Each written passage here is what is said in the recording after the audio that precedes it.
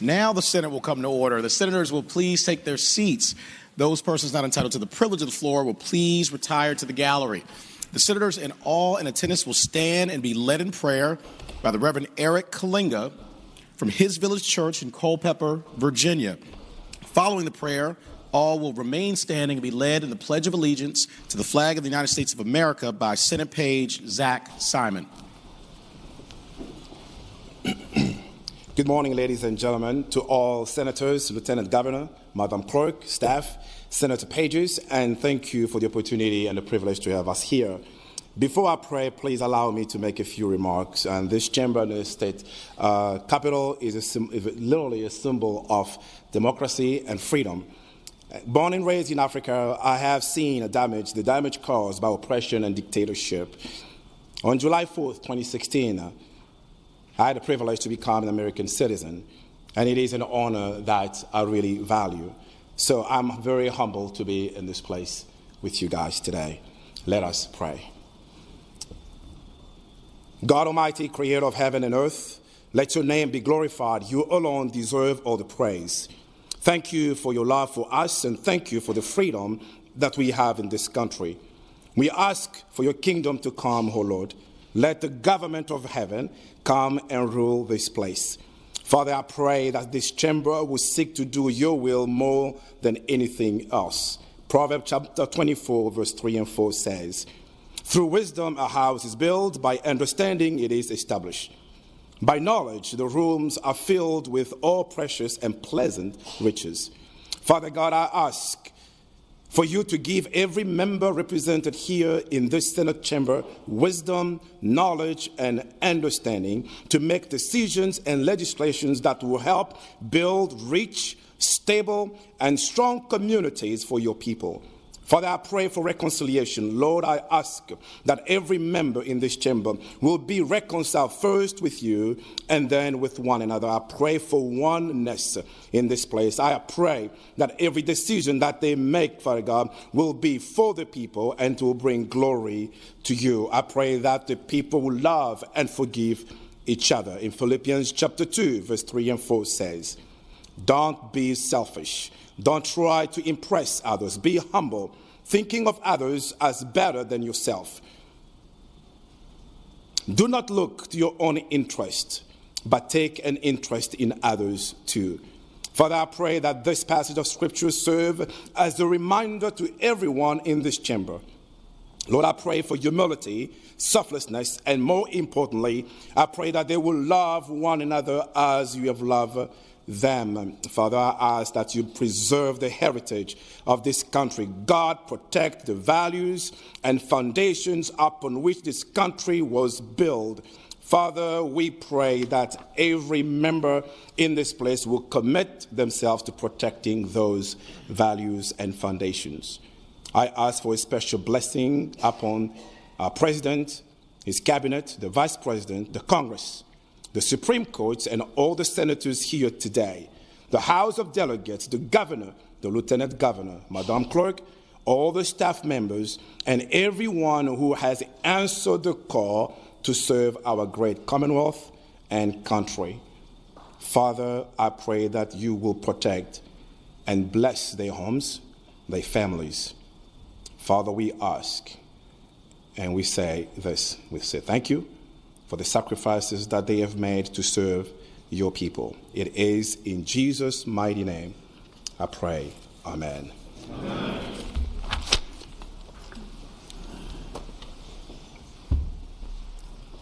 I pledge allegiance to the flag of the United States of America and to the republic for which it stands, one nation, under God, indivisible, with liberty and justice for all.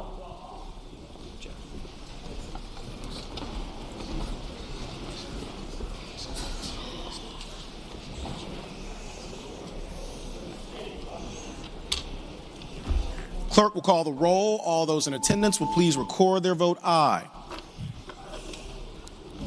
Clerk will close the roll. You have a quorum, Mr. President. Senate Journal for Wednesday, February 5th, 2020. Senator from Northern Fairfax, Senator Howe moves that the reading of the journal be waived. All in favor of waiving the reading of the journal will record their vote aye. Those opposed, no. Are the senators ready to vote? Have all the senators voted? Do any senators desire to change their vote? Clerk will close the roll. Ayes 34, noes 6. Ayes 34, no 6. The reading of the journal is waived. Clerk report any communication from the House of Delegates. Senior Senator from Fairfax, Senator Saslaw. Mr. President, I move that we waive the reading of the communications from the House of Delegates. Thank the Senator. The question is, shall the reading of communication from the House of Delegates be waived? All in favor of waiving the reading will record their vote aye. Those opposed, no. Are the senators ready to vote? Have all the senators voted? Do any senators desire to change their vote? The clerk will close the roll. Ayes 35, noes 3. Ayes 35, noes 3. The reading of the communication from the House of Delegates is waived. The clerk will report any communication from the governor. We do not have any, sir. Thank you, Madam Clerk. Now comes the time in the morning hour where we have the privilege and the honor of recognizing our distinguished guests with us here in the Senate gallery. I will give my daily reminder that the way this will proceed is that a senator will stand up, recognize an individual or group. I will then offer the warm welcome of the Senate, and at the very end, we will all applaud together. I'd like to begin by calling on the senator from Northern Chesapeake, Senator Spruill. Thank you, Mr. President. Good morning to you. Good morning, Senator. I have two introductions. Thanks, Senator. You have the floor. First, Mr. President, I want you to please greet Norfolk Development Housing Authority. This authority, President, has really turned Norfolk around as far as the thing that we've seen, the way it used to look, the way Norfolk looking now. They have done a great job on that. So I ask you to please give them a warm welcome. I thank the Senator. Would Raytron White and our friends from the Norfolk Redevelopment Housing Authority please rise in the gallery if you are able? Thank you all so much for joining us here today. Thank you for the tremendous work that you are doing in Norfolk. I got to see it firsthand at the opening of the Tenant Management Corporation, and we are grateful to you for your leadership, inspirational stories coming out of Norfolk. So you're welcome back here anytime. Particularly my friend Raytron White, thank you for all that you do. I would ask everyone to please join me in extending the warmest welcome of the Senate to our distinguished guests.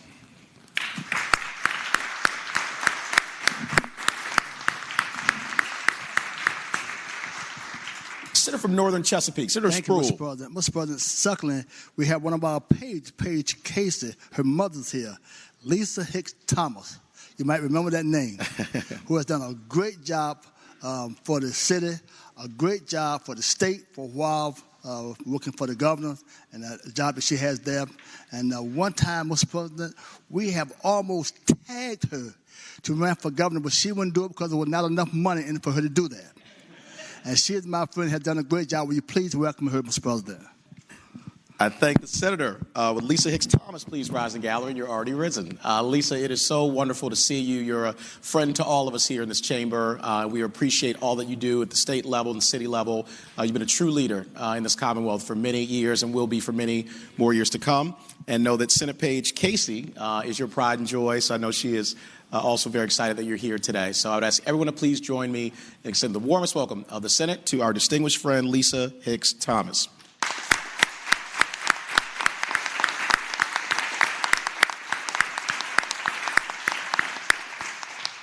Senator from Spotsylvania, Senator Reeves. Thank you, Mr. President. Rise for an introduction. Thank you, Senator. You have the floor. Thank you, Mr. President. This morning's invocation was brought to you by one of my pastors, Mr. President, who I'm very proud of, who you heard his testimony, Pastor Eric Kalinga. He is a pastor at his village church in Culpeper. He is accompanied by his wife, Candace, their children, Caden, Karsten, and Carriana Kalinga, as well as some of his flock, and that would be the Moss family, and there's quite a few of them up there, so I won't break them all down for you. But if you could give the warm welcome to Pastor Eric Kalinga, his family, and the Moss family, I would greatly appreciate that, sir. I thank the Senator. Would Reverend Eric Kalinga, the Kalinga family, and the Moss family please rise in the gallery if you are able? Thank you all so much for joining us here today. Reverend, thank you for that very powerful and moving prayer and for your testimony. I think it reminds us of the values that we all should hold very dear. And thank you to your family for your leadership and service, and to the Moss family. We are very appreciative and very grateful to each one of you.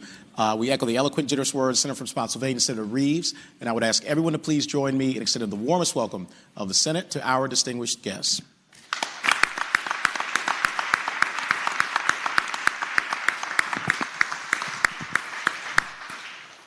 Mr. President, I have one more introduction with a green sheet, if I may. Senator has the floor. Thank you, Mr. President. Also in the gallery today is, I often call her my other mother. She's Miss Shirley Johnson with the Fredericksburg City Schools Head Start program, who came by to say hello, and she came to actually just check on me more importantly, and she always has that nurturing hug she gives me. But if you can give Miss Shirley Johnson and the Fredericksburg City Schools Head Start program ladies the warm welcome of the Senate.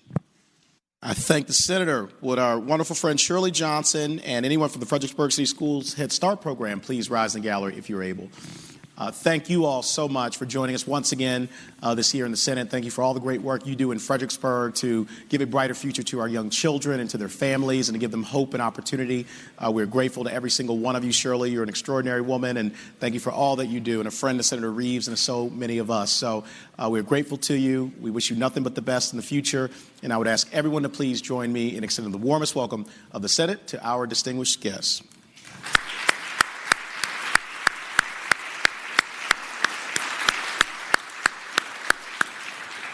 Senator from King George, Senator Stewart. Thank you, Mr. President. Rise for an introduction. Thank you, Senator. You have the floor. Mr. President, we have a very special visitor in the gallery today, and her name is Olivia Vogel. And I happen to know from good authority that Olivia is a pretty expert fairy house builder.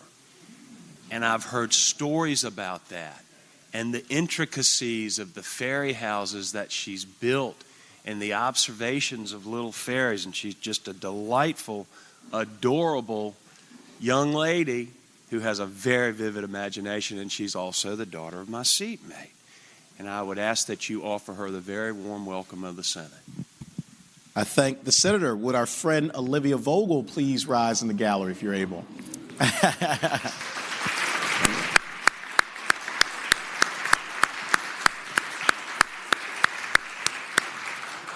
Olivia, I think that says it all. We're so happy to see you. I know no one's happier to see you than your wonderful mom, Senator Vogel, and we welcome you here anytime as a part of this family and give our best to your wonderful family, to the Vogel family. So let's do it twice. Let's give Olivia Vogel a round of applause.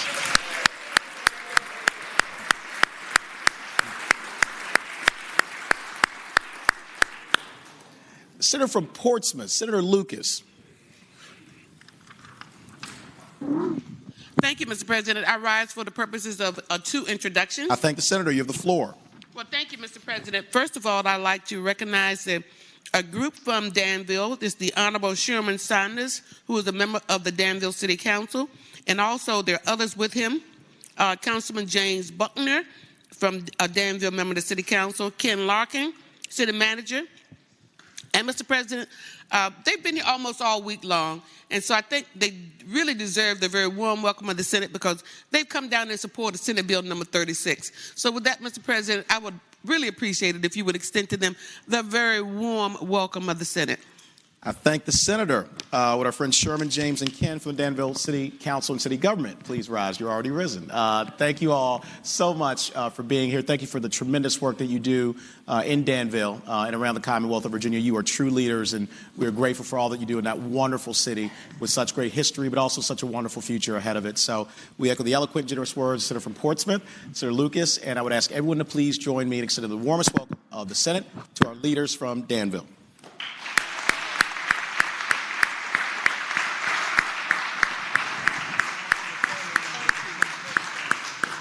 Thank you, Mr. President. Now, Mr. President, I also have a second group that's seated in the gallery today. It's the Training Alumni Association of the Virginia Board of People with Disabilities. And Mr. President, we're happy to welcome them to the Senate today. The association is a program of the board that is designed to facilitate grassroots advocacy, and it's made up of partners in policymaking and the Youth Leadership Academy. Mr. President, I would really appreciate it if you would also extend to this very distinguished group the welcome of the Senate. I thank the Senator. Would our friends from the Training Alumni Association, the Virginia Board People with Disabilities, please rise in the gallery if you are able. Thank you all so much for joining us here today in your Capitol and the Senate. And thank you also for the tremendous work that each one of you does to support our families and those who are otherly abled. And we are so grateful that you give them hope and inspiration in their lives. And so we echo the eloquent and generous words of the Senator from Portsmouth. And I would ask everyone to please join me in extending the warmest welcome of the Senate to our distinguished guest.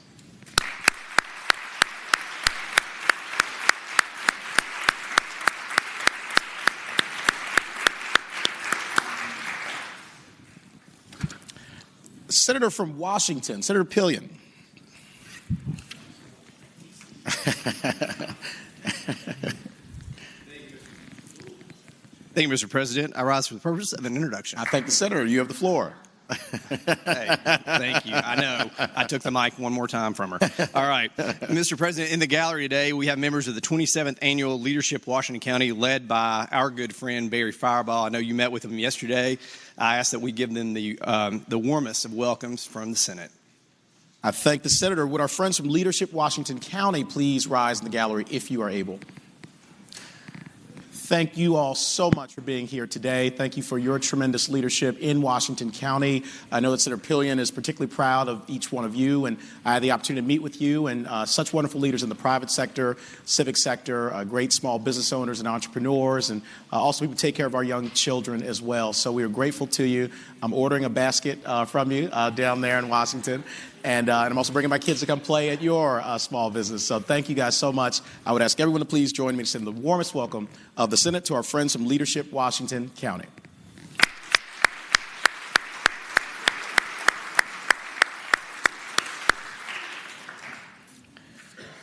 Senior Senator from Virginia Beach, Senator DeSteff. Mr. President, I rise for the purpose of an introduction. Thank the Senator. You have the floor.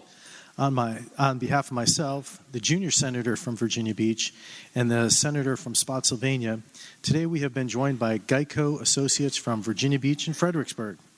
Geico Associates are joining us for their lobby day as part of their company's political awareness campaign. Geico employs more than 6,500 associates in the Commonwealth. They pay more than $476 million in payroll. They remit more than $28.2 million in premium taxes, and they're privileged to insure more than 1.29 million vehicles in the Commonwealth. Mr. President, with that, I'd love to give, oh, wait a minute, I almost forgot one thing. Their associates have given more than 4,300 hours of volunteer time here in the Commonwealth. With that, Mr. President, I'd like to offer them the warmest welcome in the Senate. I thank the Senator. Would our friends from Geico Associates of Virginia Beach please rise in the gallery if you are able? And Fredericksburg, also here. Thank you all so much for joining us here today. We are grateful for your presence and for your advocacy and also for the tremendous work of Geico and all the folks you employ and insure. And so thank you for what you do to contribute to the life of the Commonwealth of Virginia. Echo the generous and eloquent words of the senior senator from Virginia Beach. And I would ask everyone to please join me in extending the warmest welcome of the Senate to our distinguished guests.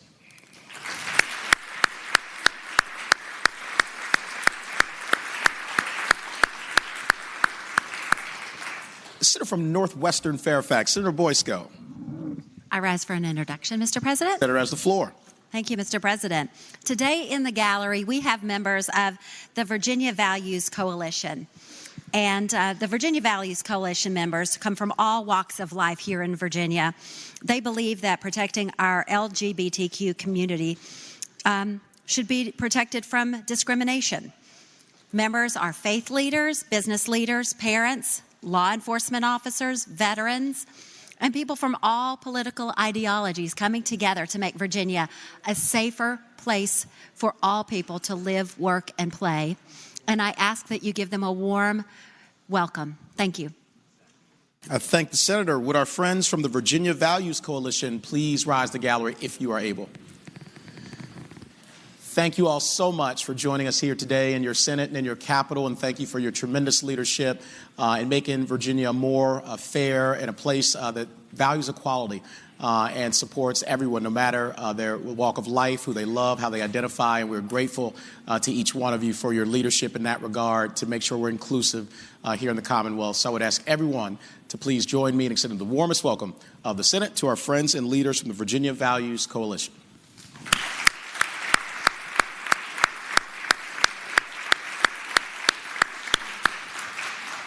the junior senator from Chesterfield, Senator Hashmi.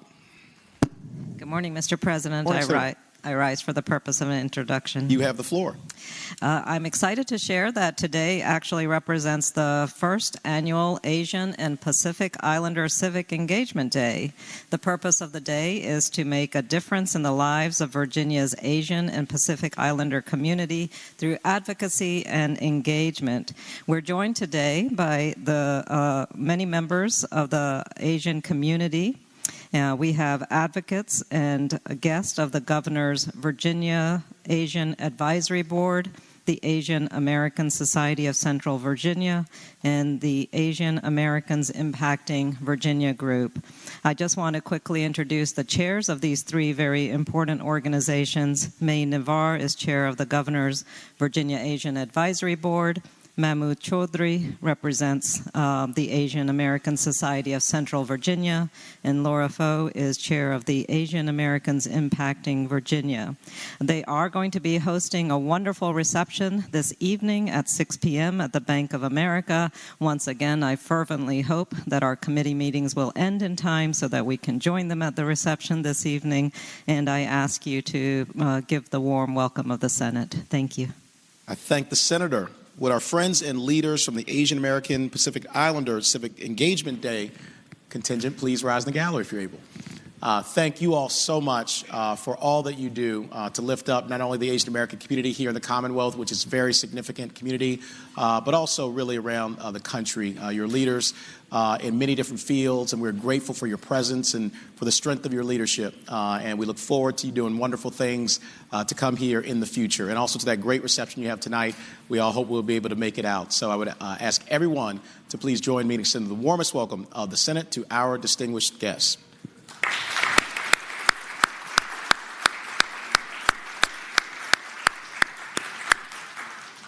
Senator from James City County, Senator Norman.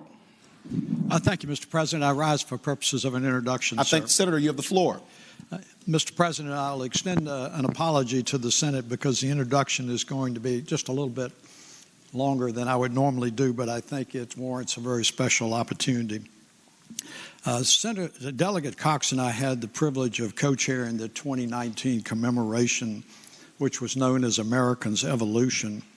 And I am proud to share with you that each one of you will be receiving a copy of the 2019 annual report and a set of commemorative coins from the 400th anniversary. I would like to thank the Senate for your support of the 2019 commemoration American Evolution. Legislation was passed in 2013, designating the Jamestown-Yorktown Foundation as the lead executive branch agency to plan that commemoration.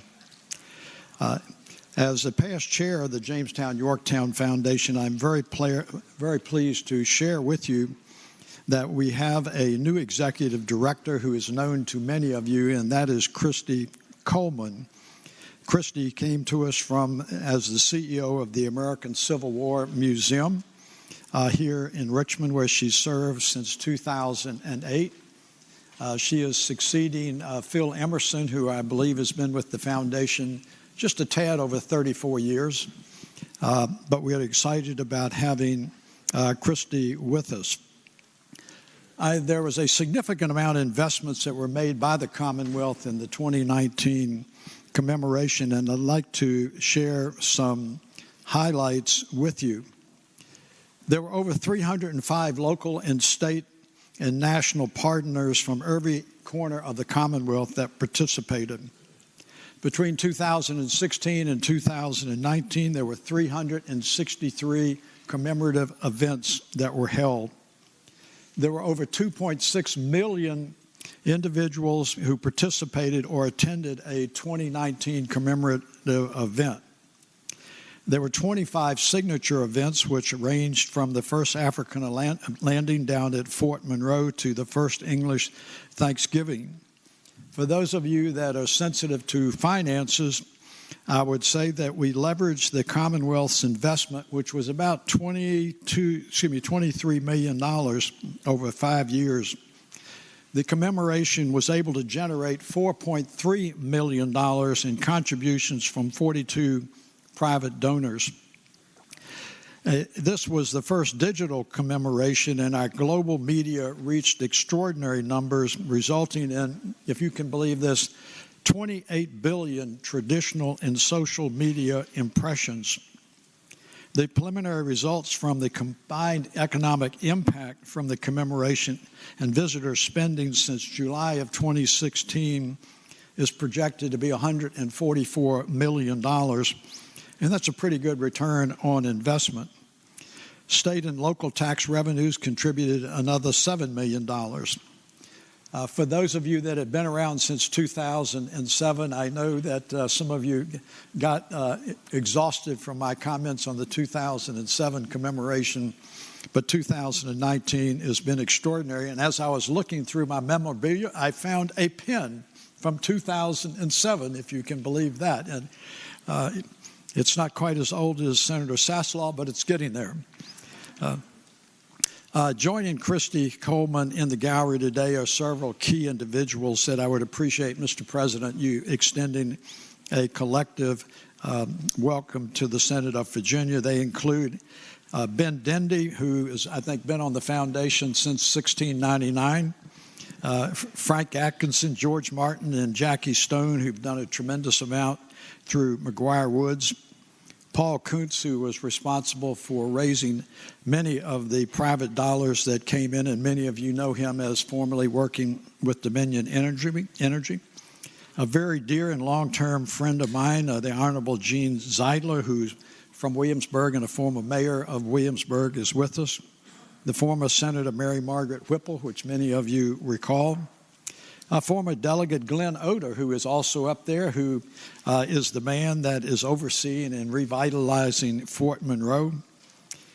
The real captain of the ship of the commemoration, Kathy Spangler. She was a commemoration executive director. Nancy Rodriguez, who many of you have known, who was the former in the administration of the McAuliffes. And Cindy Gray, who was the commemoration deputy director. Thank you for allowing me to offer an extended introduction. But, Mr. President, if you would be so generous to send a very warm but an appreciative welcome to the Senate of Virginia for the leaders of the 2019 commemoration, which did an extraordinary job.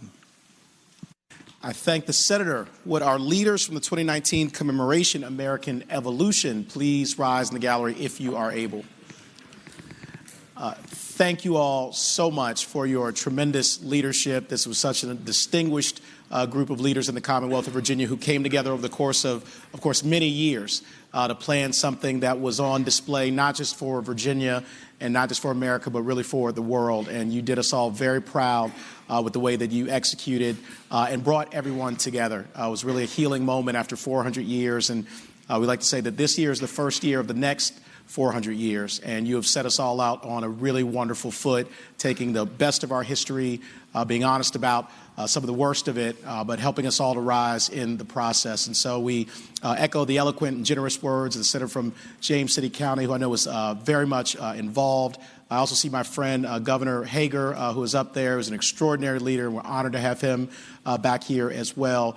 And so thank you all for making Virginia the shining light and the oftentimes political darkness that we know it could be. And so we will revere you for what you've done for many years to come, and our children and grandchildren will be grateful for your contributions. I would ask everyone to please join me in sending the absolute warmest welcome of the Senate to our distinguished leaders of 2019 commemoration American Evolution.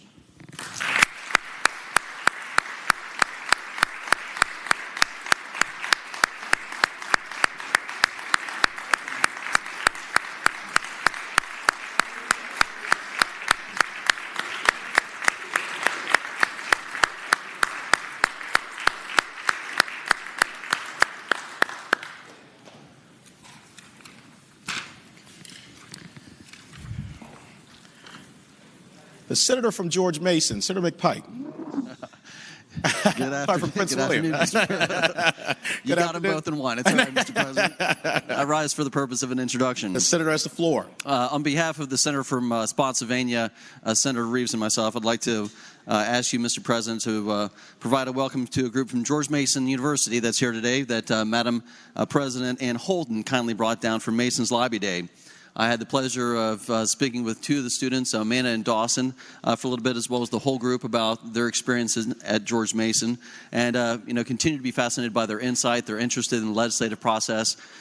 George Mason's international reach and diversity, frankly, is one of the reasons why I'm proud to be one of Mason's alumnus. And I'd like you to welcome this fantastic group to the Capitol, Mr. President, and thank you for the time. And the new Senate district. I'm not moving you, Senator. I thank you very much. Would our friends and leaders from George Mason University please rise in the gallery if you are able? Thank you all so much for joining us once again on George Mason Lobby Day. Thank you for your tremendous leadership at such a great institution of higher learning, which, as Senator McPike, your distinguished alumnus, has said, really has an international reach, the largest public research university in the Commonwealth of Virginia. Sits right there in Fairfax County. And so we're all patriots today and every day. Thank you to President Holton, who's an extraordinary leader. And I would ask everyone to please join me in extending the warmest welcome of the Senate to our patriots from George Mason University.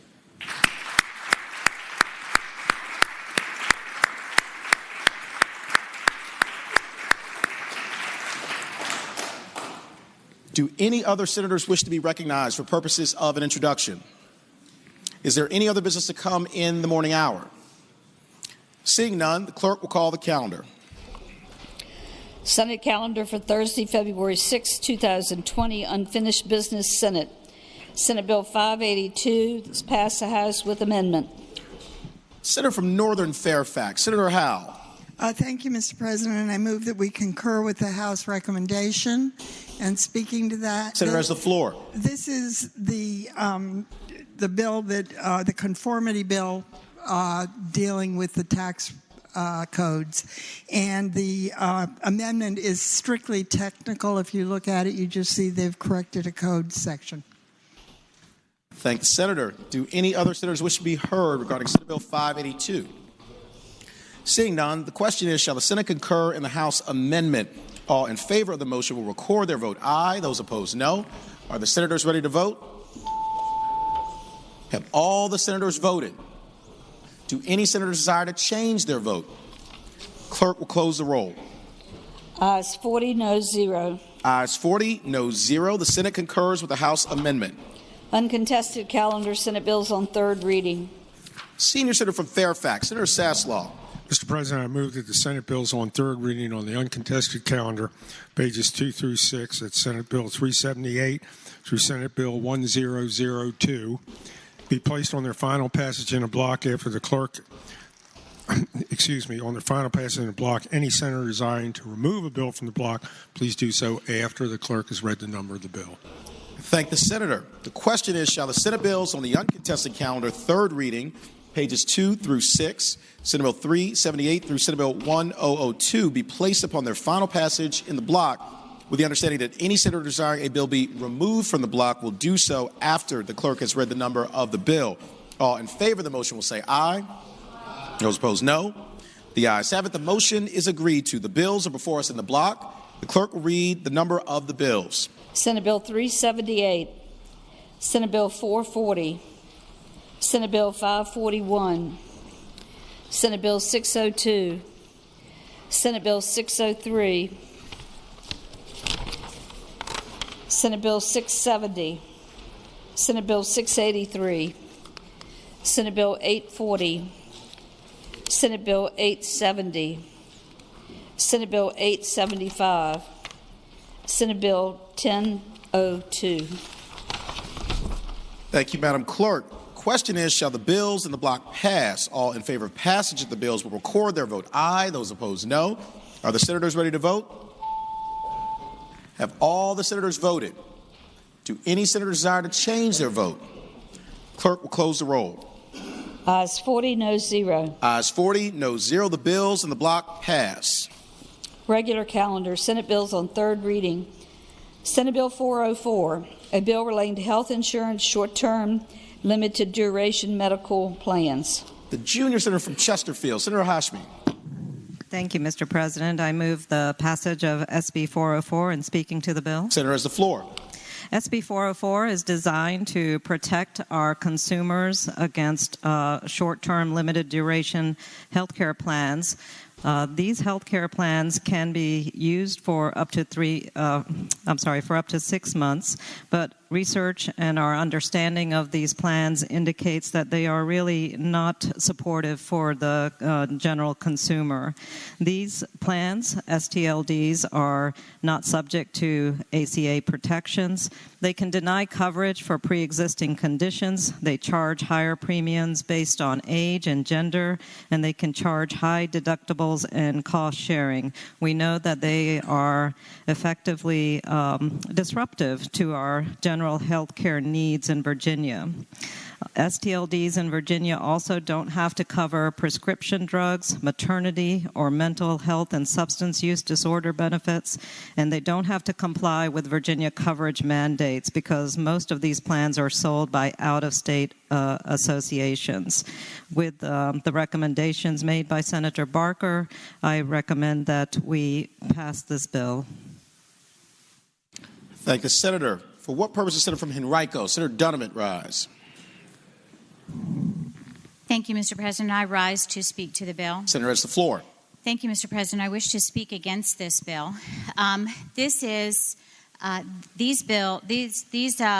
short-term policies are not ever designed to be long-term health plans. That's exactly why they're called short-term policies.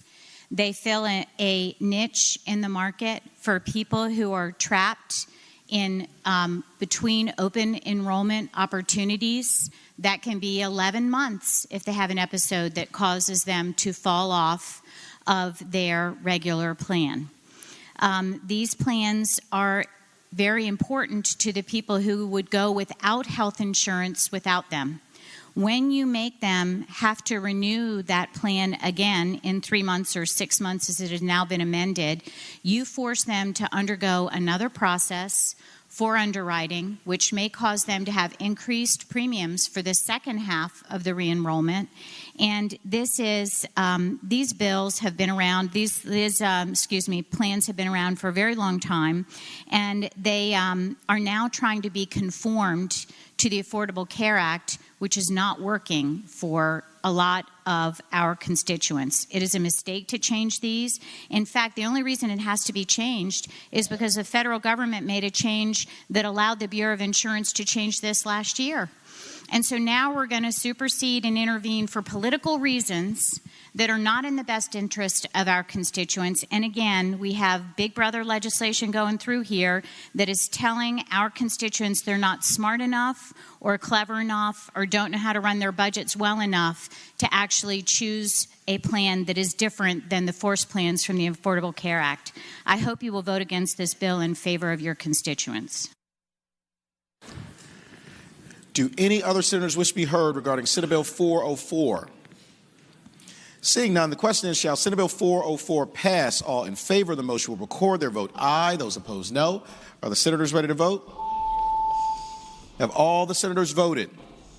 Do any senators desire to change their vote? The clerk will close the roll. Ayes 20, noes 20. Ayes 20, noes 20. The chair votes aye. The bill passes. Senate Bill 571, a bill relating to visitation petition of grandparents. Senator from Henrico, Senator Donovan. Thank you, Mr. President. Speak to the bill. Senator has the floor. I will move that we pass this bill today. This is the bill we spoke about yesterday that actually will give judges a few more considerations. It does not grant visitation at all to grandparents. That's left in the, the reliable hands of our judges who have very good discretion. But it would allow the opportunity to consider something more than it will be a detriment to the child, that you have to prove that it will be a detriment to the child in order for that grandparent to have visitation. This is only in the instances where that grandparent's own child, the parent of the children that are in question, have been removed from their lives. And so I hope that you will pass this bill. Thank the senator. Do any other senators wish to be heard regarding Senate Bill 571? Seeing none, the question is, shall Senate Bill 571 pass? All in favor of the motion will record their vote aye. Those opposed, no. Are the senators ready to vote? Have all the senators voted? Do any senators desire to change their vote? The clerk will close the roll. Ayes 36, noes 4. Ayes 36, noes 4. Senate Bill 571 passes. Senate Bill 868, a bill relating to prohibited discrimination, public accommodations, employment, housing, and credit, causes of action, sexual orientation, and gender identity. Senator from Alexandria, Senator Ebbett. Thank you, Mr. Speaker. I move that SB 868 pass. And speaking to the motion, Senator, has the floor. First, I'd like to extend thanks to the senior senator from Richmond and the senator from Northwest Fairfax County for their contributions and their bills that were included with this legislation. And it really amazes me that I'm here today, because the first time I came to Richmond was 30 years ago or so, and I was in this very chamber sitting up there somewhere, and there were 8 of us lobbying for LGBT rights, and really from being targeted by the state for who we were and who we loved. And we didn't get very far. And I think it's important to know that everyone in this chamber knows someone who's gay or lesbian or even transgender. And I don't know if it's your daughter or your son, your sister or brother, your niece or your nephew, a work colleague or a friend. They may not acknowledge it to you, but you know someone like that in your life. And if you've never walked to work with your boss like I have and been told, isn't it great that we don't have any fags that work with us, you know what it's like to fear employment discrimination. And I want to just briefly explain what the Virginia Values Act does. This modernizes existing Virginia law to protect LGBTQ people from discrimination in their daily lives. It creates new protections for Virginians in employment and public accommodations like restaurants, shops, and other public spaces. And it sends a message that the Commonwealth is a safe and welcoming place for all people.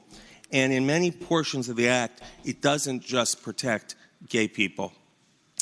It protects veterans, it protects people of color, it protects people of different religions. It adds a public accommodation section to the code that has never been there. We're one of 5 states in the United States, a formerly segregated state, that does not require that services be offered to all Virginians.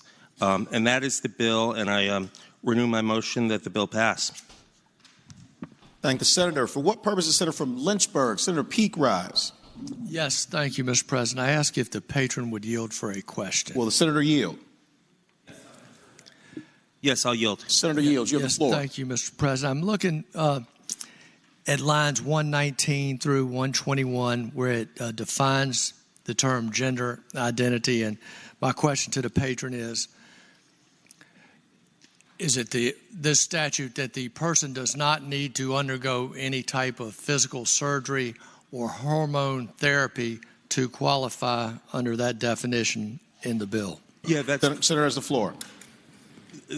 I believe that's correct, sir. While most transgender individuals do go through therapy, hormone therapy, or eventually have surgery, there are plenty that are not yet there, but most would have undergone them. Further question? Then a further question, if I may. Yes. Senator yield for further Yes, question? I yield. Senator yield, you have the floor. And then my question to the patron. So that and that's when we go to the rest of the definition. So we are basing, for purposes of this statute and attorney's fees and damages and all of those things, it really boils down to the appearance of that individual. Well, it's Senator has the floor. It's the identity and appearance. That's correct. I mean, I don't know if the gentleman is trying to capture something else, but if someone is a transgender individual, they live as who they were born as, and they look that way. I don't know if you're expecting sudden changes or something, but it's pretty clear to me. If you see someone who's identifies as a man or a woman, they tend to make it pretty clear. Further question? No. Thanks. Okay. Thank you. For what purpose is Senator from Northwestern Fairfax? Senator Boysko rise. Thank you, Mr. Chairman. Speaking to the bill. Senator has the floor. Thank you, Mr. Chairman. I want to thank the senator from Alexandria for being the champion on this issue for decades now. He's really, put himself out there at a time when other people were afraid, and has been a real pioneer. And I want to say thank you to that. I happen to be the parent of a member of the LGBT community, and it's amazing when your child comes to you and tells you that they are in love with somebody, and your mom, when she finds out, says, well, tell her not to tell anybody because, it's going to be really hard. That's no way to live. When we have mothers and fathers, brothers and sisters, grandmothers and grandfathers who are afraid for the safety and security, for the well-being of their children, we're better than that. And I'm so excited today that we are going to make a really positive change for those folks. And again, I want to renew my thanks to the senator for being the champion on this, and for the Virginia Values folks for being champions on this and being willing to stand up and speak out even when it's a fearful and terrifying thing to do, to show people who you are. Thank you for doing that, and I look forward to voting for this bill. Thanks. Thank the senator. For what purpose is Senator from Roanoke County? Senator Suderline rise. Mr. President, to speak briefly to the bill. Senator has the floor. Thank you, Mr. President. I think this bill has a lot of good provisions in it regarding fair housing and regarding public employment. For the last 5 sessions, I've worked with Senator from Alexandria, voted for the senator, now senior senator from Richmond, and former Congressman Wexton's bills on those subjects. I fear, though, the public accommodation provision, I don't think it's the patron's intention, but I have very bad concerns about things that might be happening down the road with this. Also, the inability to get some of the protections that I had hoped we'd incorporate yesterday. So unfortunately, I won't be able to support the fair housing provision and the state hiring provisions that I've supported for every year I've been here. Thank you, Mr. President. Thank the senator. For what purpose, Senator from Fauquier? Senator Vogel rise. Mr. President, speaking to the motion. Senator has the floor. Mr. President, for years and years, we have seen this legislation and similar legislation come forward. And with every year, it generates less and less controversy. I think as we become more and more enlightened and more appreciative of the struggles of some of our friends and those we care about. And so I think that it's certainly time that we embrace equality for everybody in the Commonwealth of Virginia. And we talk a lot about equality, and if you're going to truly say it and mean it, then that means equality for everybody in the Commonwealth of Virginia. And I understand that we considered some amendments yesterday, and my view was the underlying bill itself addressed those concerns, the concerns of the church. And I didn't rise to speak to that yesterday, but I will say that I support the senator from Alexandria's work on this, and like the senator from Roanoke County and others have voted for these bills in the past, and I'm proud to support this one and proud to see it pass in Virginia. And for those of you who have concerns, I will just say I think right now there are more than 20 states who have nearly identical language that they've adopted, and more than 250, I think, municipalities who have identical language. And I can assure you that if we embrace equality and protect everybody equally under the law, we will be a better community. Thank you, Mr. President. Thank the senator. Do any other senators wish to be heard regarding Senate Bill 868? Seeing none, the question is, shall Senate Bill 868 pass? All in favor of the motion will record their vote aye. Those opposed, no. Are the senators ready to vote? Have all the senators voted? Do any senators desire to change their vote? Clerk, close the roll. Ayes 30, noes 9. Ayes 30, noes 9. Senate Bill 868 passes. Senate Bill 64, a bill relating to paramilitary activities penalty. Senator from Portsmouth, Senator Lucas.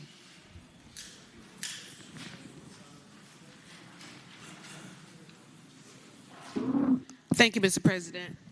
Mr. President, I move that Senate Bill 64 pass. Senator has the floor to speak to that bill. Yes, sir. There's the floor. Yes, sir. Thank you, Mr. President.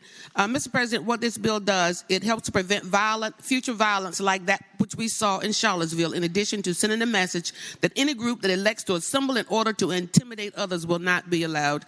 Mr. President, again, I renew my motion that the bill pass. I thank the senator. For what purpose is Senator from Henrico? Senator Donovan, rise. Thank you, Mr. President. I rise to speak to the bill. Thank the senator. You have the floor. Thank you, Mr. President. I have two sons that are Eagle Scouts, and my husband is as well. And we've been very involved in supporting the scouting program in Virginia for decades. And I will say that the Boy Scouts of Virginia have a lot of concerns about this bill and the consequences it will have for the opportunity for scouting in Virginia. The Boy Scouts of America have taught firearm safety to youths 11 to 17 for over 100 years in the Commonwealth. And this has been a very vibrant part of the way they've recruited men and now young women to participate in scouting programs and be encouraged to be in the outdoors and develop skills and really become assets in society. And Mr. President, as you well may know, Eagle Scouts are a great attribute to leadership in Virginia and in the United States. And this bill could inadvertently force them to not be able to participate in firearm training anymore. There's a lot of gray areas for interpretation, and organizations like the Scouts who teach firearm safety would be put at risk in the future for the behavior of someone who attended the course that they taught, behavior over which they would have no control. Mr. President, I will urge the members of this body to vote against this bill. Thank the senator. For what purpose is the senior senator from Chesterfield, Senator Chase, rise? Thank you, Mr. President.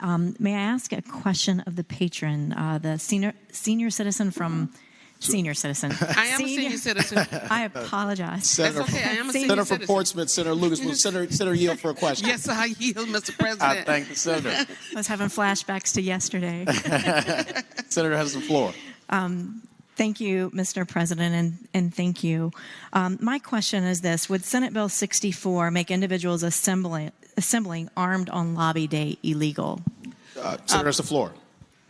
Mr. President, I will respond to the senator that that bill would not make lobby day illegal. What the bill intends to do is prevent future violence like that which we saw in Charlottesville. And unless these groups are assembled expressly for the purpose of intimidating others, the bill does not apply to them. This bill specifically applies to people who assemble with the intent of intimidating people. Mr. President. And Senator, for what purpose Senator from Petersburg, the senator from Fairfax, Senator Peterson, rise? If I might, if I could basically respond to Senator Loud, Senator Peterson, Chesterfield's question. Go ahead. Thank you. I yield. Thank you. Thank you for yielding. Senator has the floor. I might speak on behalf of the committee. We made a very substantive amendment which nobody has addressed yet. And if you look at the language, you notice it cross-references Section 18.2-282.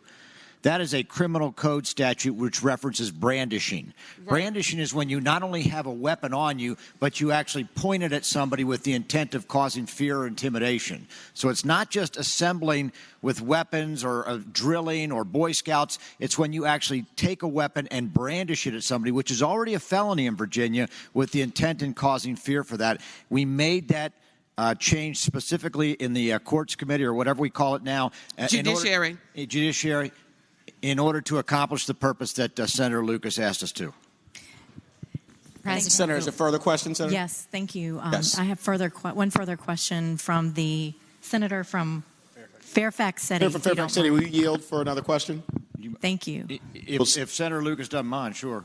Senator from Portsmouth, you okay? Don't mind at all. All right, thank the senator. Senator yields. You have the floor. Thank you. Just for clarification, so on Lobby Day, we had a number of citizens from around Virginia and across the country, actually, who came here with long guns and all different types of guns, peacefully assembling. And if there is someone here that, is it potential for someone that is here to feel threatened or uncomfortable or whatever, is there any potential for them saying that that's an activity that would not be permitted? Senator, has the floor. The short answer to that is the felony of brandishing already takes into that account. And I'm looking at the language right now, and it says, it shall be unlawful for any person to point, hold, or brandish any firearm, basically with the intent of reasonably inducing fear in the mind of another. I'm sort of breezing down the language. That's been on our books for a long time. So if people are here peaceably assembled, then that's a First Amendment right, and they're exercising their First Amendment right. If myself or you or anybody else is walking to the Capitol and they take a firearm and point it at us and say, if you vote for a gun control bill, that's going to be your last day in this building, that is potentially a brandishing. So I'm not asking everyone to support this bill, but the bottom line is it does not do what some of the folks think it does. Mr. President. Thank you, Senator. I want to thank Senator Lucas. Yes, Mr. President. I just want to thank the senator for helping me to clarify that information, because as I indicated, this bill intends only to prevent future violence, and it's only reference to people who assemble with the intent of intimidating people. And as Senator Peterson has indicated, that's if you were to take your gun and point it at me and say, I'm going to shoot you, well, then yes, that's what this bill is intended to address. So with that, Mr. President, I renew my motion that the bill pass. I thank the senator. I think Senator from King George. For what purpose does Senator Stewart rise? Well, Mr. President. Senator, has the floor. Thank you, Mr. President. And Mr. President, we did have a pretty robust debate about this in the Courts of Justice Committee, and I appreciate and respect and understand what the patron wants to do, and the bill does do that. It's sort of the title is misleading. It says paramilitary activities, but you don't have to be involved in a paramilitary activity to be convicted under the statute. But certainly if there were a group of individuals in uniforms with weapons, displaying them and trying to intimidate people, you could prosecute them under this statute. The problem is the statute draws in a whole lot of people besides that group. And so, technically speaking, if I and a friend of mine were standing in a public area in hunting gear and I'm holding a shotgun like this, and my friend is too, and somebody who's very uncomfortable with guns walks by and I say something that they determine was intimidating, I could be charged under this. And here's the problem with these kinds of laws. We intend to stop a group of people who clearly want to try to intimidate and harass other people. And I agree with that. But when you craft a law like this, you've got to be careful not to bring others in it, because a fact finder, either a judge or a jury, is going to make a determination after the fact, not while it's happening. They can't know what that person means or thinks at the time, but a fact finder after the incident will infer what happened, and there's typically a standard of reasonableness. And so my concern with this bill is it just goes too far. It's much like the brandishing statute, which was incorporated in it, and under that, if I'm holding a gun, and I can be holding it not in a threatening manner, hold it right across my chest, and I'm talking to someone while I'm holding that weapon across my chest, not pointing it, not threatening them. But if they're afraid of guns, they are afraid of what I'm doing. And I'm intimidating them without even intentionally intimidating them. And if you look across the Commonwealth, there are countless people who have been convicted of brandishing a firearm simply on those grounds. And so all I ask is, if you want to stop these groups, and neo-Nazis or whatever they are that are intimidating people, I agree with that. But let's confine it to that, and let's not bring other citizens into these, because you're setting them up to be convicted for not doing anything wrong. Thank the senator. For what purpose, Senator from Henrico? Senator Donovan, rise. Just to clarify, There's the floor. it is the juxtaposition of number 1 in this bill on line 12 with number 3 on line 20, in that many young men and women get their firearm training from the Scouts. Without the Scouts necessarily, they have no control over the future behavior, but that's where their training was obtained. And I will tell you, obviously the Boy Scouts are very cautious. They do youth training.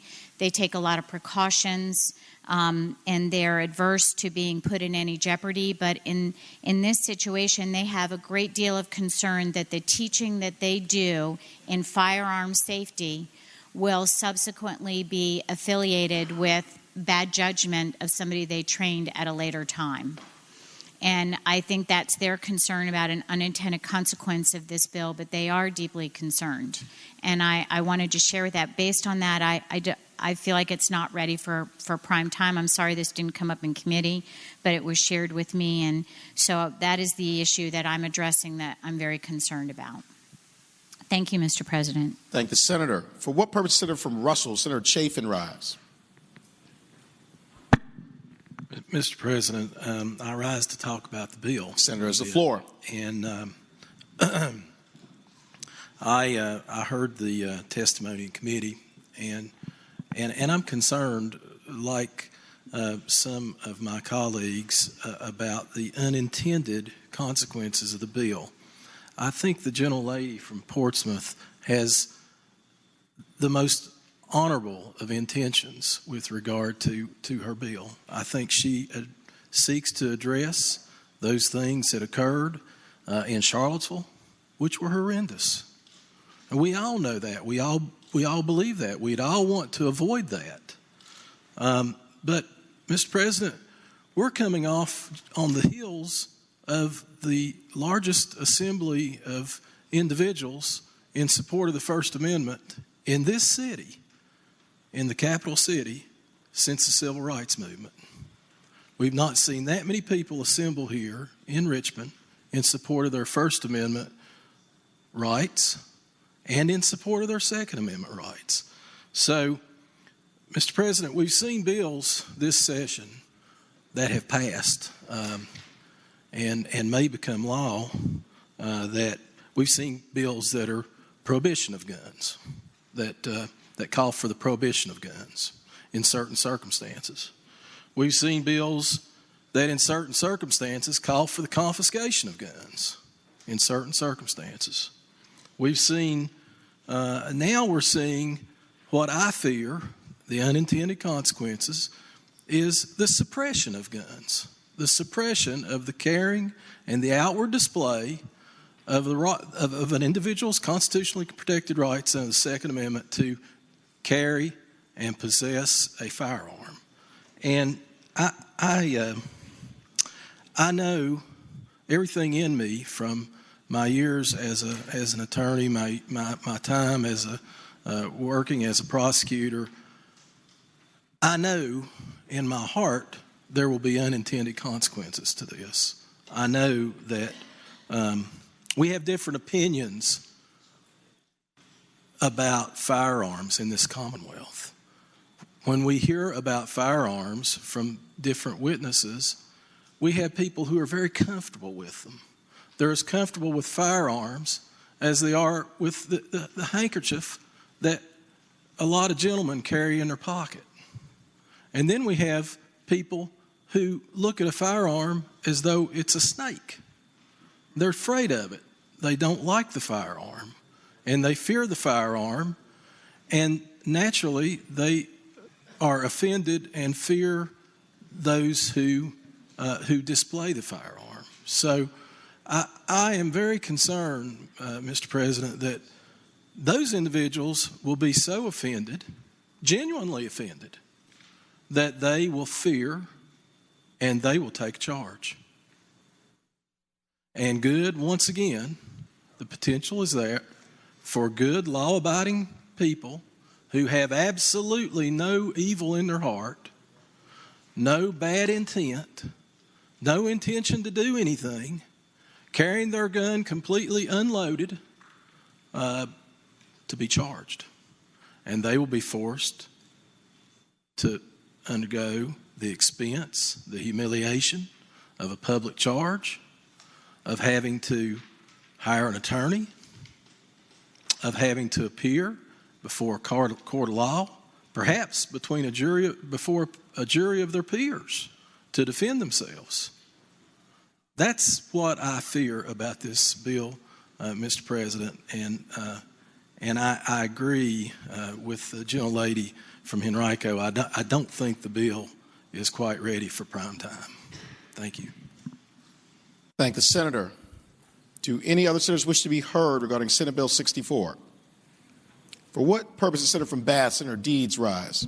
Mr. President, just briefly to speak to the bill. Senator has the floor. I think the gentleman's fears are entirely misplaced. You have to read this bill and have to read it with the brandishing of a firearm statute, which is a Class 1 misdemeanor, Class 6 felony in certain situations, and only if a reasonable man is intimidated or put in fear by the brandishing of a firearm does the statute take effect.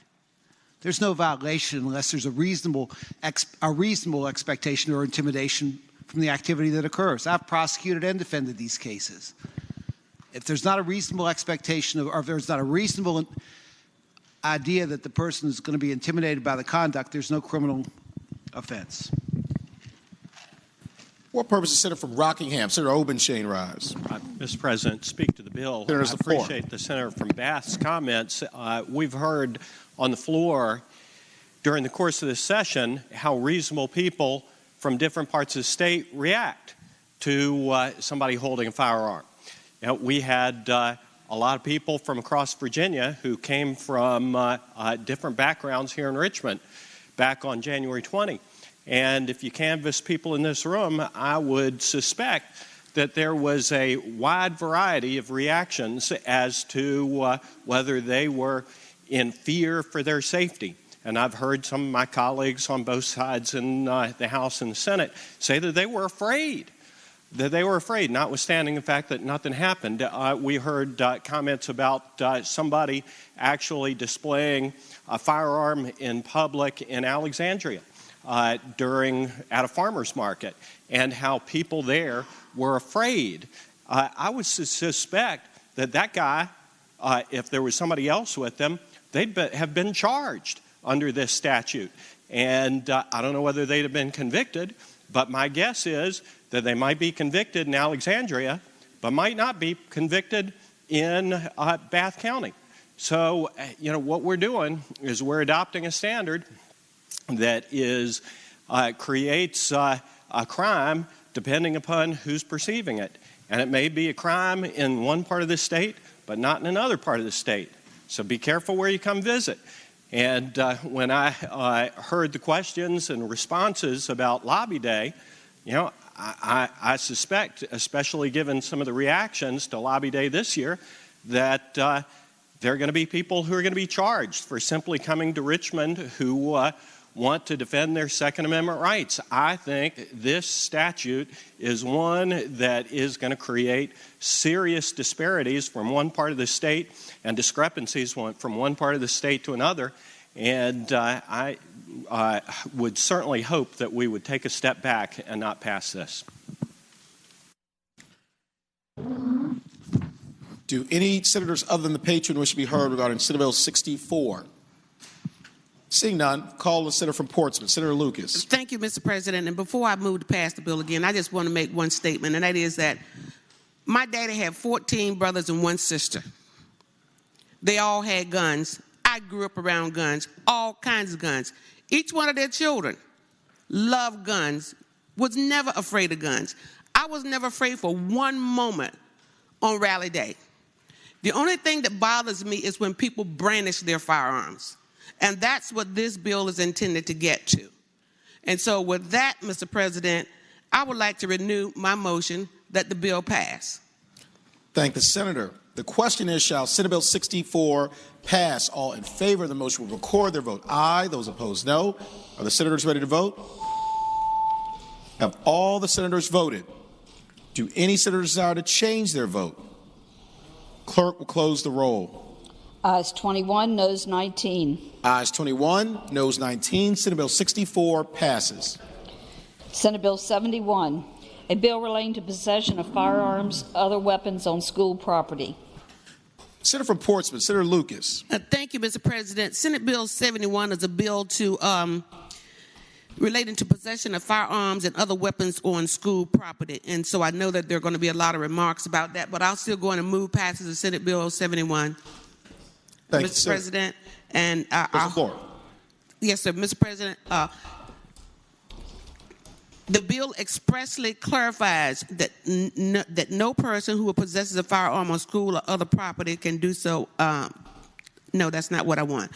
What I want to say, Mr. President, that this makes it clear that only trained, qualified law enforcement personnel may have guns for security purposes at those locations. Thank the senator. Do any other senators wish to be heard regarding Senate Bill 71? For what purpose is the senior senator from Chesterfield, Senator Chase, rise? Thank you, Mr. President. Respectfully, I stand to speak in opposition to this bill. Senator, has the floor. And I'll tell you why. As a concealed carry holder myself, a lot of times I'll visit schools, preschools, all throughout my district. And what this bill requires me to do, and others in my district, is to find a place to put their firearm where we visit these gun-free zones. Where do we put our gun? Do we put it in our car for someone to steal? Do we keep our gun at home, locked up, where we can't use it and risk something happening? While you may think that's okay, there are those of us that do have threats and do have concerns where we don't feel safe without being able to protect ourselves. And what this bill does is it disarms law-abiding citizens and prohibits them from being able to protect themselves. And for that, Mr. President, I'm afraid I'm going to have to oppose this bill as well. Thank you. Thank the senator. For what purpose is the senior senator from Chesapeake, Senator Cosgrove, rise? Would the senator from Portsmouth answer a question? Will Senator yield for a question? Mr. President, I yield, and if I can't answer the question, I will rely on one of my attorneys from this side of the aisle. I thank the senator. You have the floor. I'd ask the senator, looking at the text of the bill, this isn't just schools. It's also child daycare centers and preschools. So it's not just public schools. It's property of any child daycare center. Senator, has the floor. Yes, sir, Mr. President. I will respond to the senator, and I guess it's the senator from Chesapeake. Since the senator from Chesapeake, that is the answer is yes, as we discussed before. Thank you. Thank the senator. For what purpose is the senator from Franklin County, Senator Stanley, rise? Thank you, Mr. President. Speak to the bill. Senator, has the floor. Mr. President, here we go once again, limiting law-abiding firearms owners from possessing their firearms on certain grounds.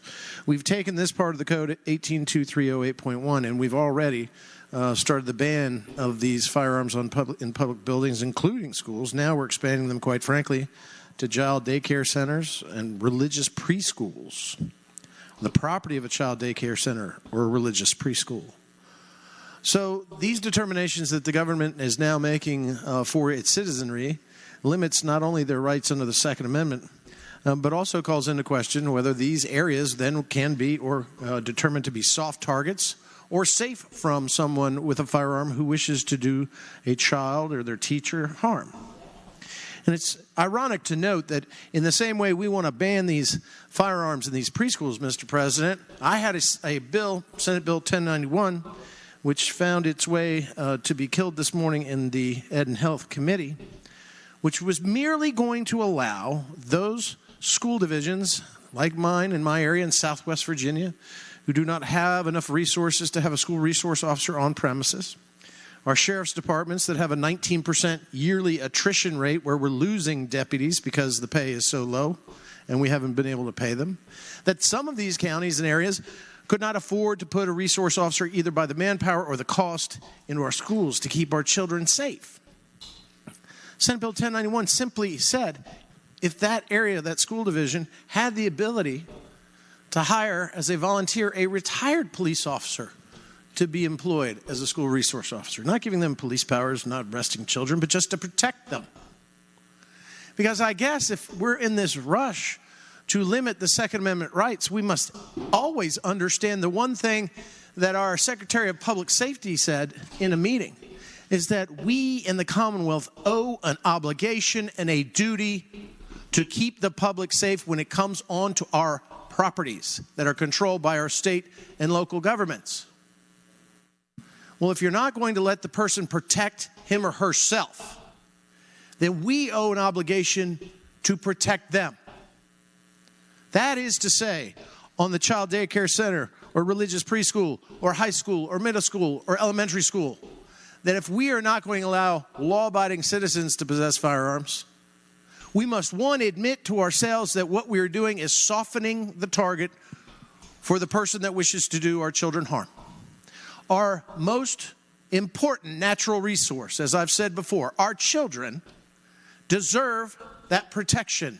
Our teachers deserve that protection. And in those areas where those areas cannot afford a school resource officer, then they should have the ability to employ credentialed, retired police officers to protect those children. But all we're doing here with this bill, and all we've been doing, is removing safety from the public. That obligation which we have, which is to keep the public safe. And if we won't let them determine for themselves to keep themselves safe, then it is up to us. We should have school resource officers in every school, but we cannot, because those school divisions or those sheriff's departments cannot afford to do so. So if it doesn't happen, then we as a state should put somebody in there who can meet the danger and stop the harm. Instead, what we're doing here with this bill, Senate Bill 71, and with all due respect to the patron who I care for very deeply and love. Thank you. I love you. But I don't love this bill. We have to keep them safe. And the only way in today's society, a dangerous society indeed that it has become, unfortunately that it has become, is to make sure that we meet that threat on the same level that the threat may meet those children. Thank you, Mr. President. Thank the Senator. For what purpose does the senior senator from Virginia Beach, Senator D. Steph, rise? Mr. President, will the gentlelady from Portsmouth rise for a quick question? Will the Senator yield? I yield, Mr. President. Senator yields. You have the floor. Mr. President, for the young lady from Portsmouth, my question is this. I'm going back through the bill again. I don't see anywhere where it says the building has to be occupied by children. And in this, my concern with this is the unintended consequence, Mr. President. And if the building does not have to be occupied by children at the time, we have a lot of our buildings that are used for daycare, buildings that are used for our schools that are also used for Boy Scouts, Girl Scouts, and other activities outside of the schools. So if we're not having a child in the school, and I just want to make sure I'm not missing something, do the children have to be present at the school? Senator has the floor. Mr. President, I would say to the senator from Virginia Beach that the bill was intended for students while they were in the classroom. And it specifically states that it's during the hours that children are in the classroom. It says firearms on school property. Well, it doesn't say that exactly, but it's intended for the hours that the students would be in the classroom, yes. Further question? Mr. President, and I understand where she's trying to get with this, Mr. President, and I just reading the bill, I don't see where that actually works with the bill. What I see here with the bill is it's any time that anyone's in a building. I understand what the gentle lady tried to get accomplished or is trying to accomplish here. But this bill, Mr. President, does not do that. This bill says anytime that if you're in there with a firearm, so whether it's the Boy Scouts, whether it's a police auxiliary, whether it's the police using that building for a meeting afterwards, whether it's somebody who's just a hunting club and they're using it, this right there would make them guilty of it because children, this does not say children have to be present. So, Mr. President, my concern with this bill is the unintended consequences of this bill. Thank you very much. Thank the Senator. So I was going to go. Do you want to continue? Mr. President, I thought that it sounded to me like it was more of a statement to me rather than a question. I think that's right. Okay. Unless the Senator wishes to respond, I don't want to stop you from doing that. Okay. We have a couple more who want to speak, so we'll come back to you. For what purpose is Senator from Russell, Senator Chafin rise?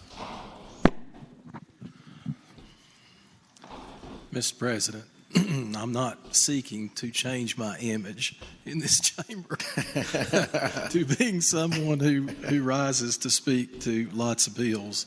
But it's just that these two bills in a row by the gentlelady from Portsmouth have garnered my attention. Senator has the floor. And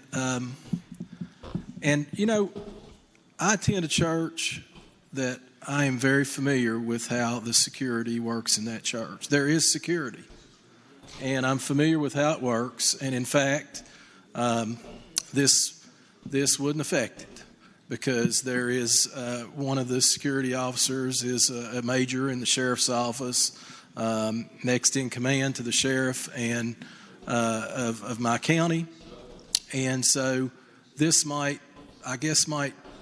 disarm his entire group of people that he has that work with him because that church has sometimes these churches, you know, they have daycares in them or they have child care, child day centers. They have religious components, teaching components to them, religious school components to them.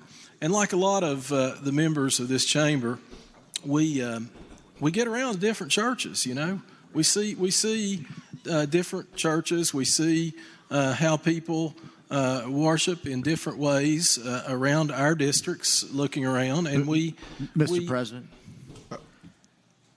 I would ask gentlemen if you mind if I yield, if he would yield, if I make a request that this go by for the day.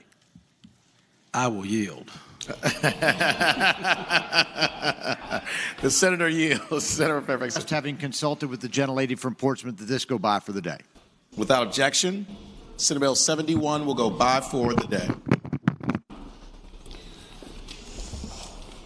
Senate Bill 438, a bill relating to judicial performance evaluation, risk assessment tool, use of alternative sanctions. Senator from Eastern Fairfax, Senator Servell. Thank you, Mr. President. I move the bill pass. And speaking to the bill. Senator has the floor. Thank you, Mr. President. So, ladies and gentlemen, what this bill has to do with is something called the alternative risk assessment that's done when people are sentenced to certain felonies in Virginia courts. It's called a nonviolent risk assessment. The origins of this go back to the abolishment of parole.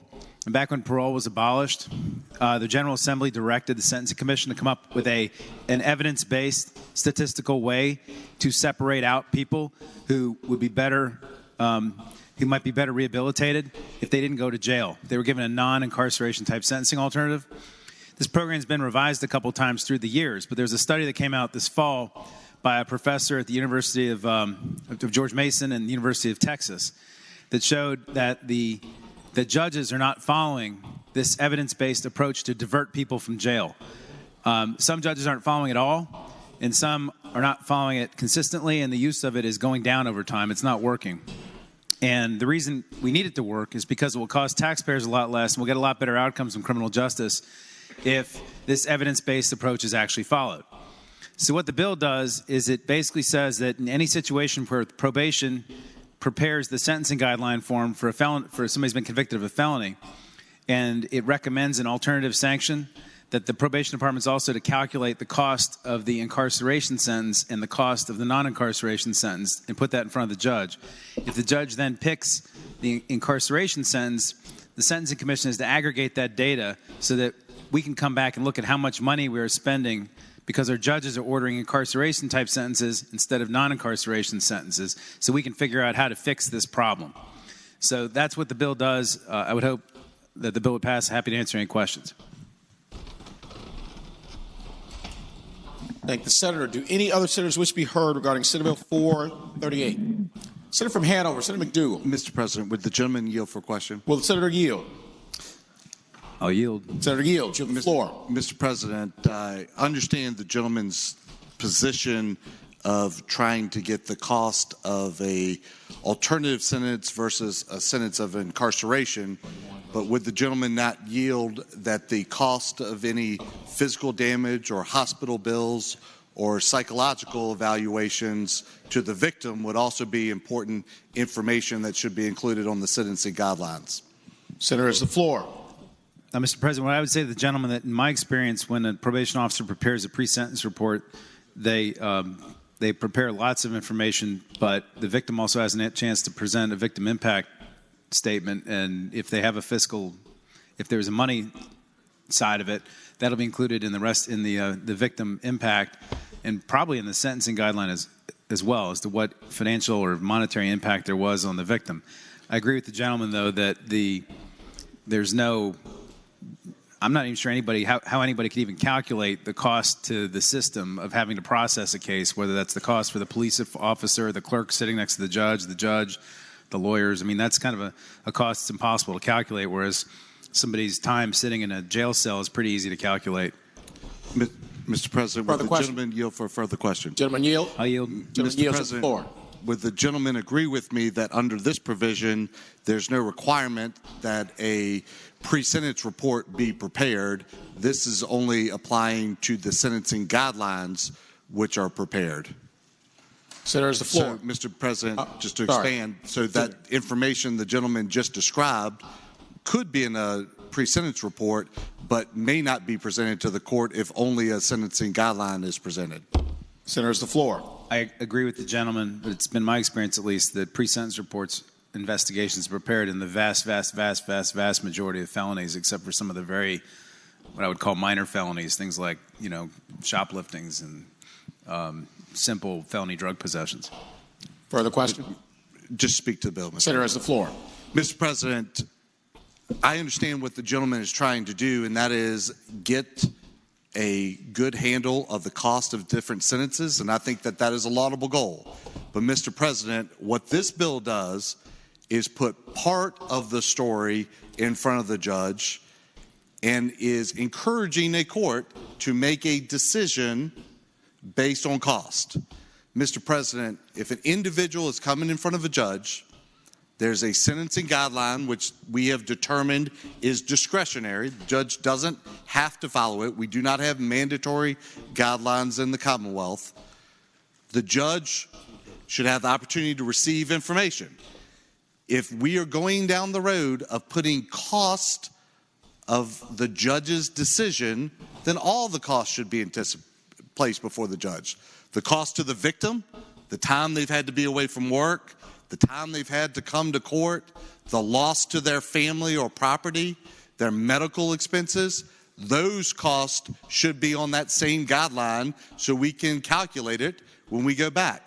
Mr. President, this does also not include the cost of law enforcement investigating the case, trying to find where that defendant is. That is now, we're at this point, the court has found them guilty. Mr. President, it also does not include the cost of any other things that could have applied, like emergency services that had to be called, any other cost. Mr. President, what this does is put one side of the ledger in front of the judge, one side. And Mr. President, if we want to collect this information, collect the information, but don't put it as the item the court is going to receive before they make a decision. Unless you're going to put all the information, make sure the judge has that all in the same place. Mr. President, many in this body have practiced law. Many who've not practiced law have gone to court.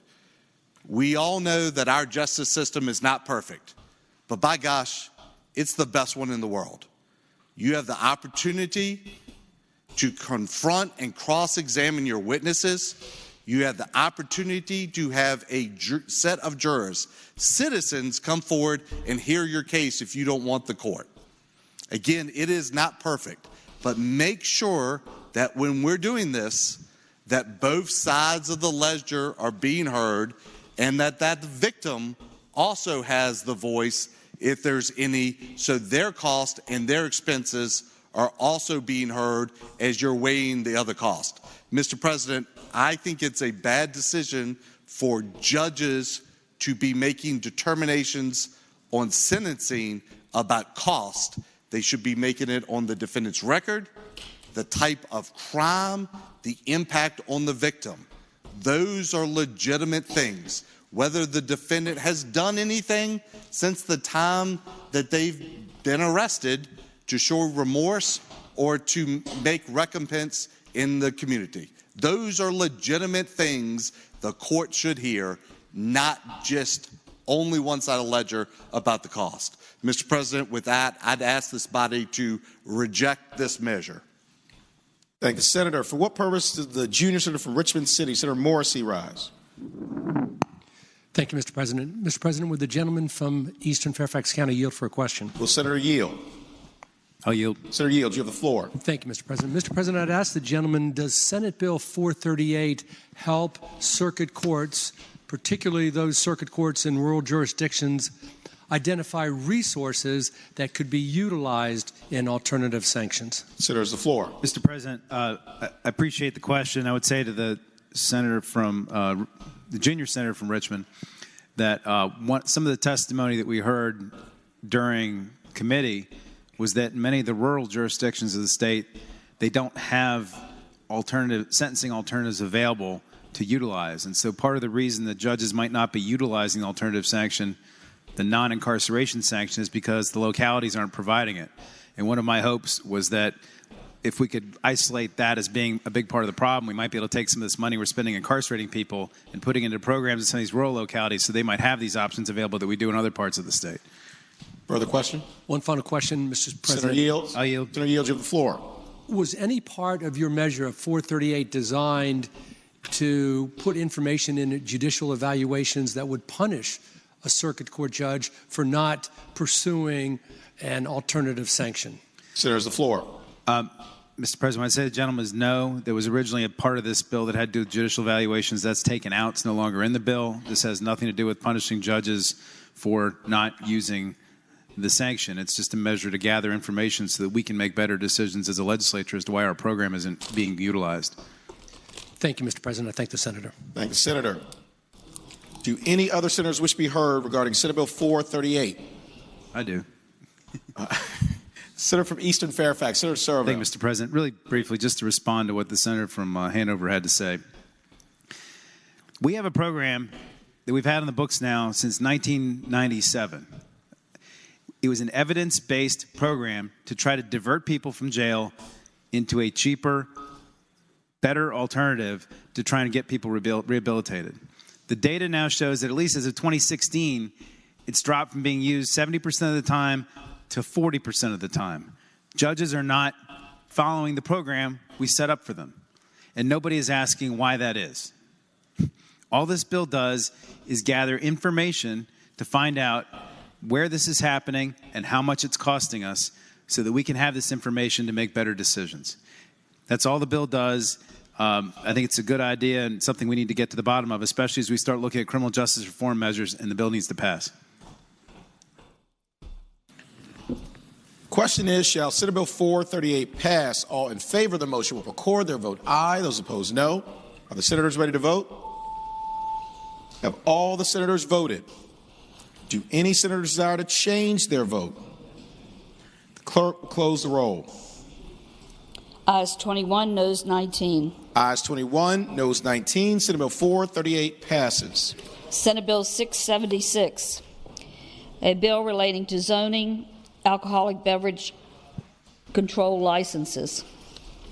Senator from Williamsburg, Senator Mason. Thank you, Mr. President. Mr. President, I move that Senate Bill 676 pass. And speaking of the motion, Senator has the floor. Thank you, Mr. President. Mr. President, this bill simply adds Hampton to Norfolk and Richmond, allowing when a special use permit transfers that they can take a look at it and make sure that it applies to current standards like security staffing, maximum occupancy, noise ordinances. Some of these are very old, and this allows the city to work with a new owner in advance of any problems to make sure that they're avoided. So with that, Mr. President, I move that Senate Bill 676 pass.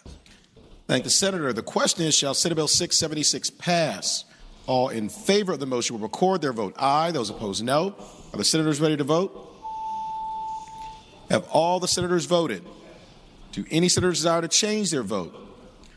Clerk will close the roll. Ayes 40, no 0. Ayes 40, no 0. Senate Bill 676 passes. Senate Bill 684, a bill relating to mental health as disqualifier for firearm possession.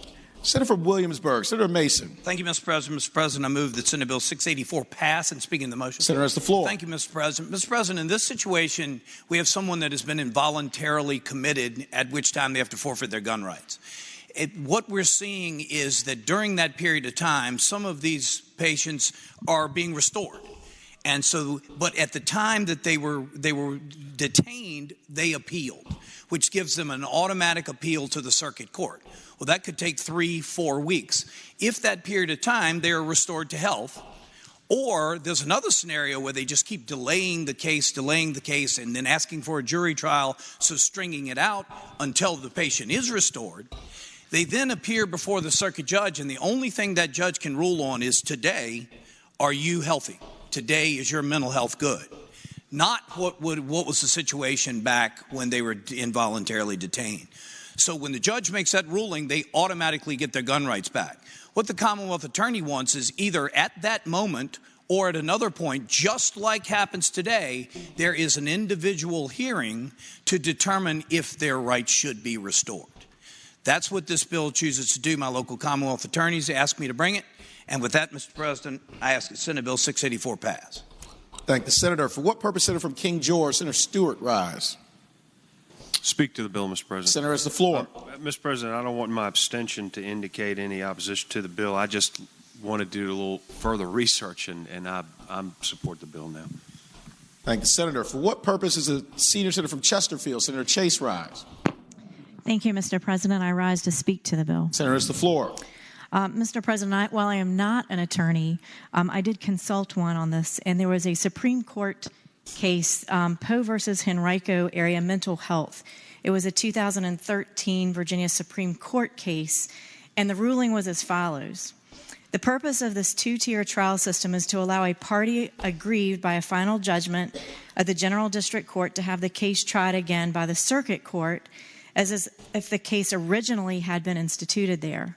Such an appeal is in effect a statutory grant of a new trial in which the perfected appeal annuls the judgment of the district court as completely as if there had been no previous trial. If the judgment of the General District Court is reversed, the Circuit Court is required to enter an order or judgment, as ought to have been made or given by the judge of the court from which the appeal was taken. The bill is problematic for several reasons. First, it punishes a person who has won their appeal, restricting them from lawfully owning their firearm when acquitted.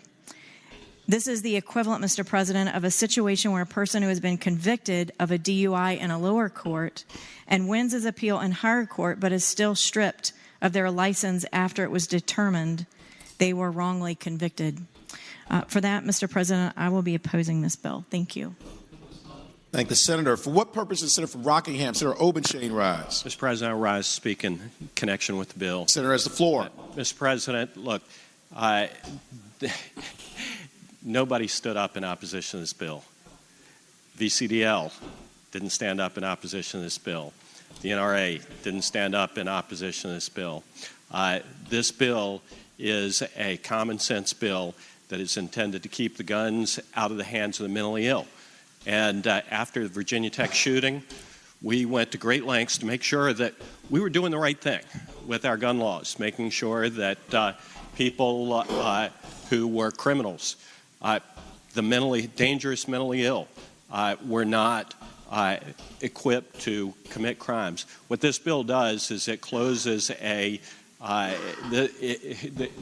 decision that the senator from Chesterfield mentioned created an unintentional gap in that law. And what Senator Mason did not mention is that when that person who was committed goes back to court, on the day that circuit court may invalidate the initial commitment because the mental condition has been restored, the person who lost their gun rights 7 days before can ask that circuit court judge that very day, restore my gun rights. That very day. This is a common sense measure that achieves the limited goal of making sure that we protect our communities without infringing upon the constitutionally protected Second Amendment rights of law-abiding citizens in the Commonwealth. It's very seldom, and I see eyebrows up, that I would stand up and support a bill that says gun and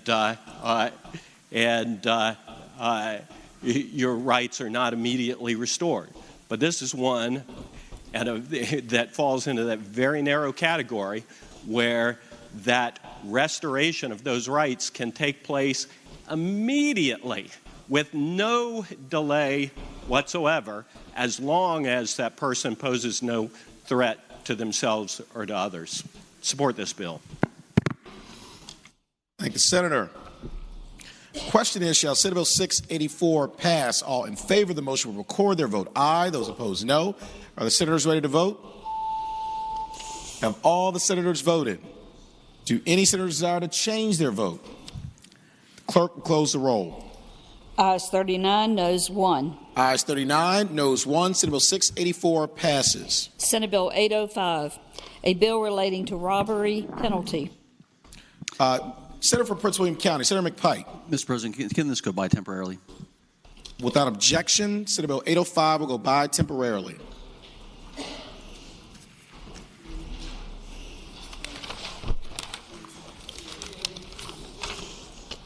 Senate Bill 956, a bill relating to the Fort Monroe Authority, civil actions in General District Court. Thank you. I move that... Senator from Hampton, Senator Locke. Thank you, Mr. President. I move that Senate Bill 956 pass. And speaking to that... Senator, has the floor. Thank you, Mr. President. The Fort Monroe Authority is responsible for approximately 300 acres of land, over which 1.5 million square feet of that is buildings. The economic model for the authority includes both the management and leasing of these facilities to private individuals. Although there are very few problems with tenants, when a problem occurs, the authority reserves the right to go to court. But under the code, which allows business entities to prepare, execute, file, and serve in General District Court a number of landlord-tenant-related filings, sometimes that can be problematic. Since the authority is not one of the business types under the code, in a recent filing, the court threw out a warrant in debt filing. So what the authority is asking for is to come under the existing statute to allow the Fort Monroe Authority to proceed in property management disputes. So I move that Senate Bill 956 pass. I thank the senator. Do any other senators wish to be heard regarding Senate Bill 956? Seeing none, the question is, shall Senate Bill 956 pass? All in favor of the motion will record their vote aye. Those opposed, no. Are the senators ready to vote? Have all the senators voted? Do any senators desire to change their vote?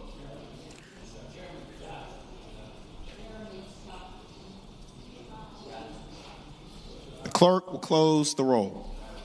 Ayes 23, noes 17. Ayes 23, noes 17. Senate Bill 956 passes. Senate Bill 961, a bill relating to the issuance of bonds. The junior senator from Richmond City, Senator Morrissey. Mr. President, I move for passage of Senate Bill 961 and request permission to speak to the measure. Senator has the floor. Mr. President, ladies and gentlemen of this body, this is a pretty simple bill. It authorizes a charter change in the... Mr. President. Mr. President, will the senator yield for one quick question? Senator from Franklin County, Senator Stanley, will Senator yield? I yield. Senator yields. Mr. President, I asked the gentleman, of all the times that I've looked up on this board and I see Surreyville and I see Marsden and I see Surreyville putting these bills in, am I correct that this is the first Morrissey bill presented for this body to consider? Actually, the first bill... There's the floor. Thank you, Mr. President. The first bill would have been the one 2 bills ago, Senate Bill 805. Further question? Senator, yield for just one more question. Will Senator yield? I yield. Senator yields. You have the floor. Mr. President, I asked the gentleman, did he just sneak another one by me? Senator has the floor. I would tell the gentleman 2 things. Number one, the attorney-client relationship that exists between us still exists in these hallowed halls. And number 2, we're going to be returning to SB 805 in just a moment. Mr. President, I suddenly have no further questions. You know what I'm saying? Thank the senator. For what purpose, Senator from Eastern Fairfax? Senator Surville rise. As a senator from junior senator from Richmond, yield for a question. Will Senator yield? With a bit of trepidation, I yield. Senator yields. You have the floor. You know, I noticed. I think both now and also in your prior service, you represented the city of Hopewell, and I was just curious if you knew who founded the city of Hopewell in 1613. Oh. Senator has the floor. You know, as I would tell the senator, as a former history teacher, I should know that, but I don't. I could tell him the population in Hopewell in 1945, but I can't tell the senator who founded the city of Hopewell. Further question? Will Senator yield for another question? Will Senator yield? Will Senator yield?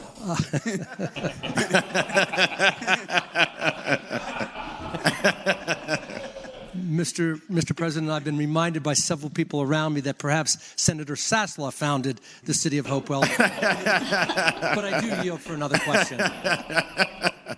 Senator yields. You have the floor. Well, you know, the answer is actually the City Point was founded in 1613 by Sir Thomas Dale, which I'm really disappointed you don't know your local history for your own district. But I would also note that the city of Hopewell also has a long Quaker tradition. It was actually founded by Quakers, you know, and I was just poking around on Google, and I noticed your bill is about bonds. And, you know, the Quakers didn't really like debt. You know, I found this one Quaker writing from the early 1600s say, be sure to draw your affairs as narrow a compass as you can and in method and proportion, time, and other requisites proper for them. You know, does this bill, this borrowing debt bill, does this violate the founding principles of the city of Hopewell? Senator has the floor. I would tell the senator it doesn't, first of all. And second, while the Quakers didn't like debt, my Republican colleagues don't like debt. This moderate Democrat also doesn't like debt. I have one more question. Further question. Senator yield. Will yield? Will Senator yield? Senator yields. Senator yields. You have the floor. Well, you know, I've also been watching a lot of Sherlock Holmes, and those movies, impart to us the value of deductive reasoning. And I've been trying to figure out what you're up to here. And when I Googled Wikipedia's what's famous in Google for Wikipedia, the first thing that pops up is Bojangles' famous chicken and biscuits. And I note that they're going to have to pay for these bonds somehow. And I don't know if they have, I assume they have a meals tax, but there's some of the comments on here, you know, the food is great, employees are very personal, but slow service. I got 2 big pulled pork sandwiches for $5. Can't beat that. Is your purpose here to destroy Bojangles? You know, put a big meals tax on them, destroy Bojangles, to pay for your debt here? Senator has the floor. I would tell the senator that my wife often asks the same thing. What are you up to, Joe?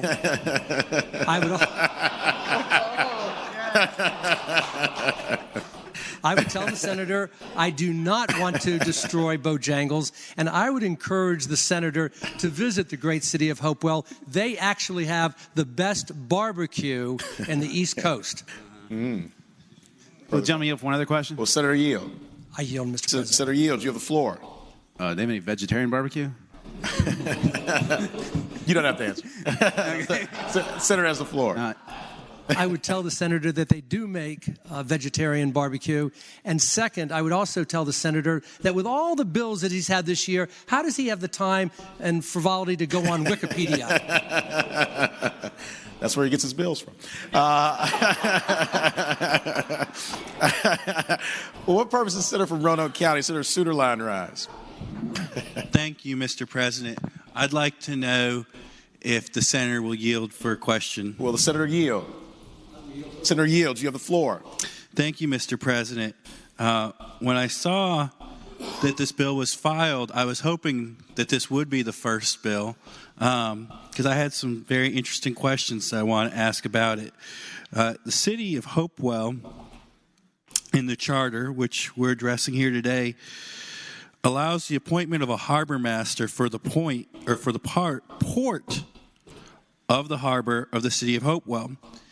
And that individual has a very special distinction in the code of Virginia that almost every other Virginian has to endure. And I want to know why that man or woman should not have to get a concealed carry permit like everyone else. Senator has the floor. I would tell the gentleman this. Now, when I first introduced... Your mic's off. Right. Senator has the floor.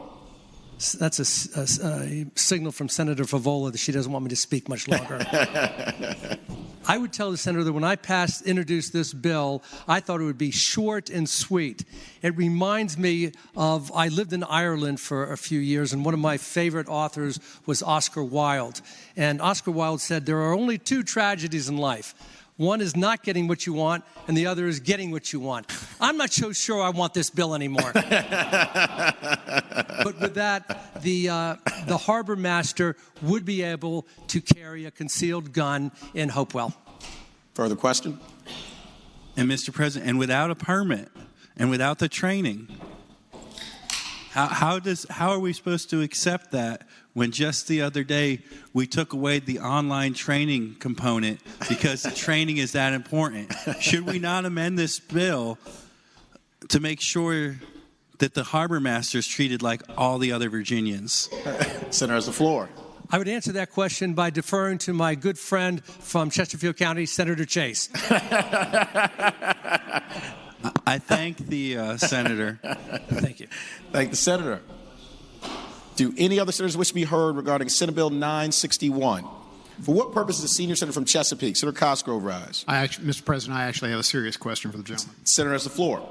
I'd ask the gentleman, how many votes does this take to advance?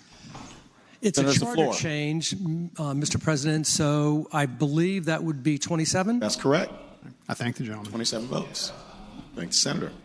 Do any other senators wish to be heard regarding Senate Bill 961? Seeing none, the question is, shall Senate Bill 961 pass? All in favor of the motion will record their vote aye. Those opposed, no. Are the senators ready to vote? Have all the senators voted? Do any senators desire to change their vote? The clerk will close the roll. Ayes 36, noes 4. Ayes 36, noes 4. Senate Bill 961 passes.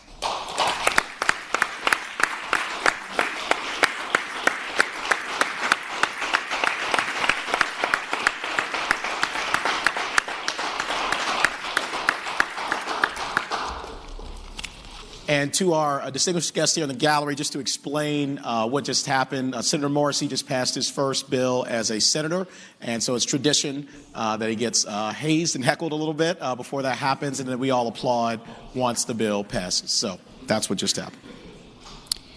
Returning to page 9, Senate Bill 805.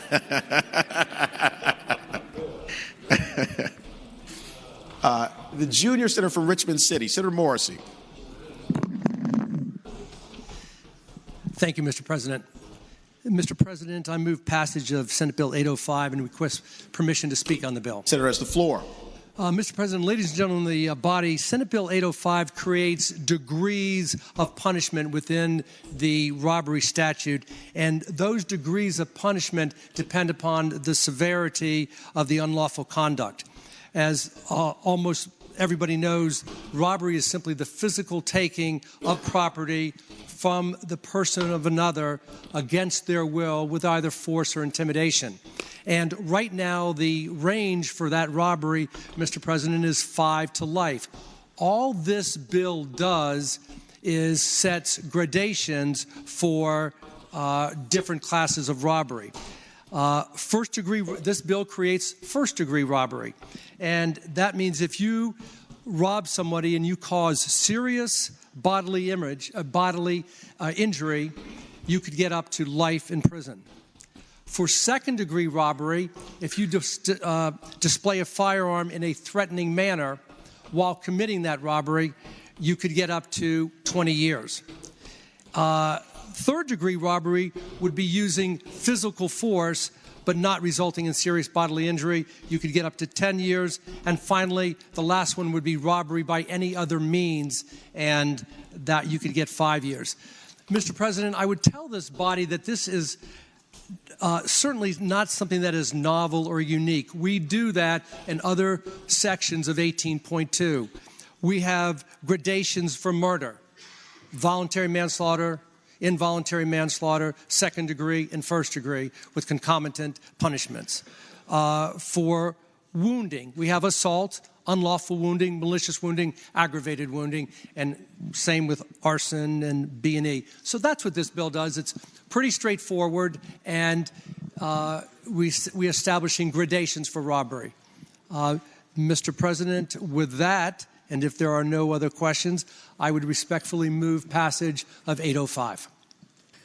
Thank the senator. Do any other senators wish to be heard regarding Senate Bill 805? Seeing none, the question is, shall Senator from Hanover, Senator McDougal. Mr. President, I am going to speak against the bill. Senator, Mr. President, I respect what the senator is trying to do, and I think that us trying to put in gradations in reference to the severity of the harm is not an unwise decision in general. But, Mr. President, I just want to point out what these gradations do. So we'll start from the top, and I think everybody's agreed with this. Serious bodily injury, the definition of any breaking of the skin, so anything that causes blood, paper cut, can have a broken rib, even something less serious than that would be serious bodily harm. We understand that that will be the highest penalty, and that's not unwise. Mr. President, after that, how those gradations are broken out then are where I have some real concerns. The second gradation, Mr. President, is displaying a firearm in a threatening manner. And Mr. President, we just had a conversation about what that means. We'll take 2 points on this. One, pulled up a case, and the case said, in reference to robbery, the word fear does not mean fright, it can mean apprehension. So, apprehension. But, Mr. President, the way this is written, the individual could go in to rob a person, discharge the firearm, actually shoot the firearm, and not injure the individual and have a lesser penalty than if they did something to cause the individual to have even the slightest breaking of the skin. So, Mr. President, if they struck the individual and they bled from their lip, they'd be the higher penalty, but they could discharge the firearm, not strike the individual, and it'd be a lesser penalty. Mr. President, I bring down to item number 3, which talks about robbery using physical force not resulting in serious bodily injury, which means no contact, no breaking the skin, no ribs injured, no physical injury, by displaying a deadly weapon other than a firearm. The most common other deadly weapon you might think of other than a firearm is a knife or a hammer or something like that. So, Mr. President, you could go in with a knife and try to stab somebody and miss, and we're going to have an even lesser penalty than that. And then finally, Mr. President, the other one, which is I would concede this part is a wiser direction, whether the penalty itself is the correct one, but I do think it's wiser. Robbery from a person without a weapon, without serious bodily injury, that should be a lesser penalty. If I went and attempted to take my seatmate's backpack, that is certainly a lesser action of trying to remove that from his body than if I had a weapon or a firearm or I injured him with serious bodily injury. Mr. President, when we do this, I think the intent is wise, particularly in looking at the appropriate penalty for somebody that would do an action like take a backpack from a person when they're not armed. But Mr. President, if you have a weapon and you go to steal from an individual, take something from them, whether you actually physically hurt them or attempt to physically hurt them, I don't think that makes a difference. Mr. President, I do not think the penalty should be less because the individual committing the robbery was not competent. They tried to stab him and missed. They tried to shoot him and missed. Mr. President, I do not think that these gradations are ones that we should approve. And Mr. President, I would just add that if you look specifically at number 3, you go in to rob somebody with a knife, you swipe at them and miss, the penalty now will be less than if you went and stole somebody's iPad and they never saw you.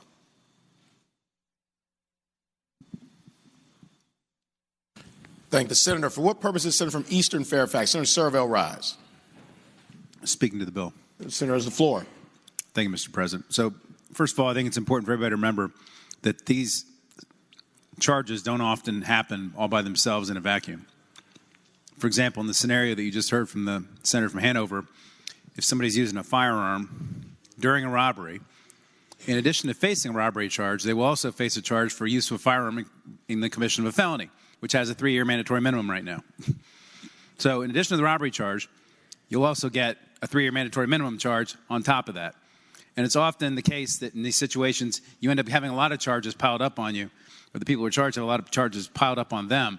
So it's not just the robbery situation that's the issue. Our current situation is a mess. The current statute says if you're charged with robbery, it's 5 to life. Okay? So, for example, right now, if I poked Senator Peterson in an angry, rude, or vengeful manner and took $1 out of his pocket, I'm looking at 5 to life. That's crazy. And what that does, give me $1. And what that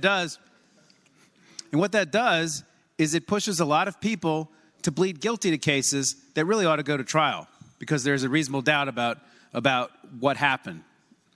But when you're looking at 5 to life and say it's somebody who has somewhat of a record, they're terrified because we have jury sentencing. A jury might really string them up because they can go all the way to life. And so what this does is seeks to put some brackets on these situations to ensure that we don't end up having people that are sentenced to some truly crazy sentences. And there's also judges, by the way, that gives people some sentences that don't make a lot of sense because there's no brackets right now on what people can be sentenced to for a robbery situation. And just remember, you know, in many of these, like, as I said, many of these more serious situations, there's other charges that are involved in it as well. And so you can't evaluate it completely in a vacuum. I think a lot of other states do it this way, and just saying 5 to life for any robbery, whether somebody is really beaten up really badly or just poked, this is the better way to go. So I think we ought to pass the bill. For what purpose, senator from Rockingham? Senator Obenchain rise. Mr. President, I rise to speak briefly to the bill. There's the floor. Mr. President, you know, over the past couple of years, we've heard a lot of discussion about mandatory minimums, okay? That mandatory minimums signal a lack of trust in our judges and juries, that we ought to trust our judges and juries to sentence people to an appropriate sentence for the crime that they've committed. What this bill does is it does exactly the opposite. It says we don't trust judges and we don't trust juries. We're going to impose mandatory maximums, okay? 5 to life, yes, that's the range. You don't like it? let's change the range for it. But what this is doing is setting mandatory maximums and saying we want to substitute our judgment for the judgment of the people who are sitting in that courtroom, listening to the facts of that case and making the decision about what sentence is appropriate given the conduct involved in that specific crime. And what we're doing is we are taking that away. And I think that the senator from Richmond can certainly identify cases and situations where maybe the range has been unfairly applied, or it appears that there has been an unjust result. And we spent a lot of time last night talking about the fact that judges can adjust sentences down from juries. And they very often do, somewhere in the neighborhood of about 20% of the time. I respectfully submit that when we try to substitute our judgment, whether it's by imposing mandatory minimums or mandatory maximums, we are taking that discretion away from the people who are in the best position to judge the degree of malice and the degree of punishment that is appropriate for the given situation. So I would hope that we would back up and vote against this bill. Thank the senator. For what purpose does the junior senator from Richmond City, Senator Morrissey, rise? Speaking one final time to SB 805, Mr. Senator, President. has the floor. I appreciate and respect the comments from the gentleman, from the senators from Rockingham, my other colleague regarding this. But let me point out a couple of facts. Number one, I looked at the impact of the proposed legislation. And this proposed legislation sets gradations of 5 years, 10 years, 20 years in life. And the conclusion was that the median prison sentences in recent robbery cases within the last several years are within the reduced statutory maximums proposed. So there's going to be no great change in this. Second of all, Senator Serval talked about other charges. Let me put this in proper context. An individual is robbed. They may be shot at the same time. They're facing perhaps aggravated malicious wounding, which is a minimum of 20 years. They're facing robbery, which is up to life. They're facing 3 years for that first firearm, mandatory 3 years, and mandatory 5 years for the firearm used in the other felony.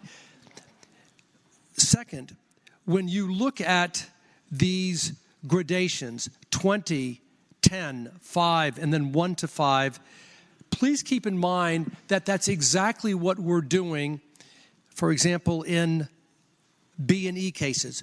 We consider the conduct in B&E. Was it at nighttime or in the daytime? Was the building occupied? Was it not? We look at the offensive conduct and then assess a punishment. Same with arson. Was it a dwelling house or was it a warehouse? Was it occupied or was it not? We look at the conduct and then we assess a punishment. That's all I want to do with this bill. Look at the conduct of the robbery. If, on a lighter note, and I'll end on this point, if the last gradation is by any other means, if Todd Gilbert comes into my office, and he can be an imposing figure, he is tall and robust, and as you all know, I'm easily intimidated. And he demands that signed picture from Bill Stanley. And I clutch it to my breast and I said, I'm not going to give it to you. And he demands it. He doesn't threaten me with a gun, but he's tall and intimidating, and he takes that signed photograph, a prized possession, with him. That's any other means, and he could still get 1 to 5 years. So yes, there are gradations, but they are tied. There's a nexus to the offensive conduct. With that, Mr. President, I would ask that the body pass SB 805. I thank the senator. The question is, shall Senate Bill 805 pass? All in favor of the motion will record their vote aye. Those opposed, no. Are the senators ready to vote? Have all the senators voted? Do any senators desire to change their vote? The clerk will close the roll. Ayes 20, noes 20. Ayes 20, noes 20. The chair votes aye. The bill passes.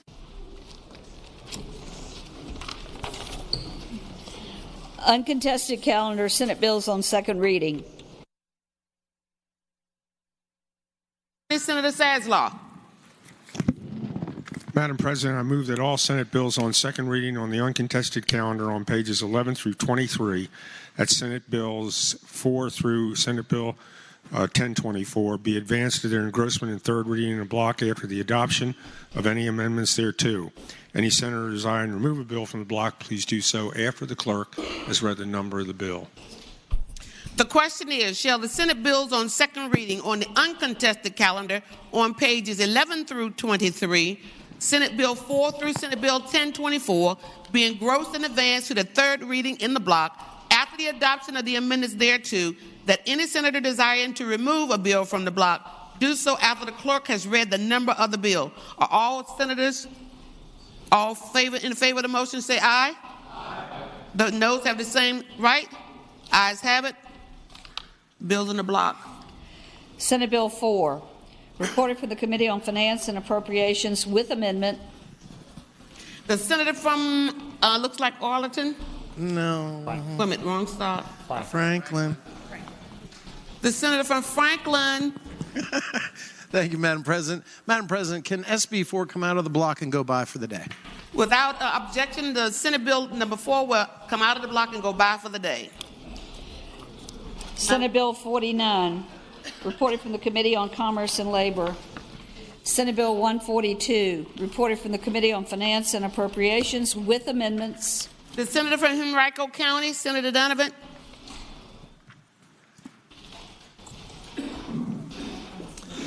Madam President, can that bill go by temporarily? Thank you. Bill, here she comes.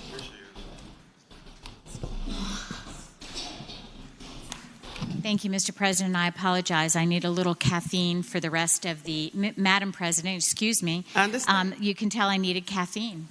Thank you, Madam President. Ooh, I'm going to... This bill is an outstanding bill, Senate Bill 142, and I recommend that it pass. This second reading, then I will move the amendments. The question is, shall the committee amendments be agreed to? All in favor of the motion will say aye. Opposed, no. Ayes have it. The committee amendments are agreed to. Senate Bill 178, reported from the Committee on Rehabilitation and Social Services with a substitute, and from the Committee on Finance and Appropriations. The senator from Arlington. Senator Favola. Thank you, Madam President. Madam President, I move that the substitute be agreed to. The question is, shall the committee substitute be agreed to? All in favor of the motion will say aye. Those opposed, no. The ayes have it. The committee substitute is agreed to. Senate Bill 297, reported from the Committee on Rehabilitation and Social Services with an amendment, and from the Committee on Finance and Appropriations with amendments. The senator from Arlington, Senator Favola. Thank you, Madam President. I move that the respective amendments be agreed to. The question is, shall the respective committee amendments be agreed to? All in favor of the motion will say aye. Those opposed, no. The ayes have it. The committee amendments are agreed to.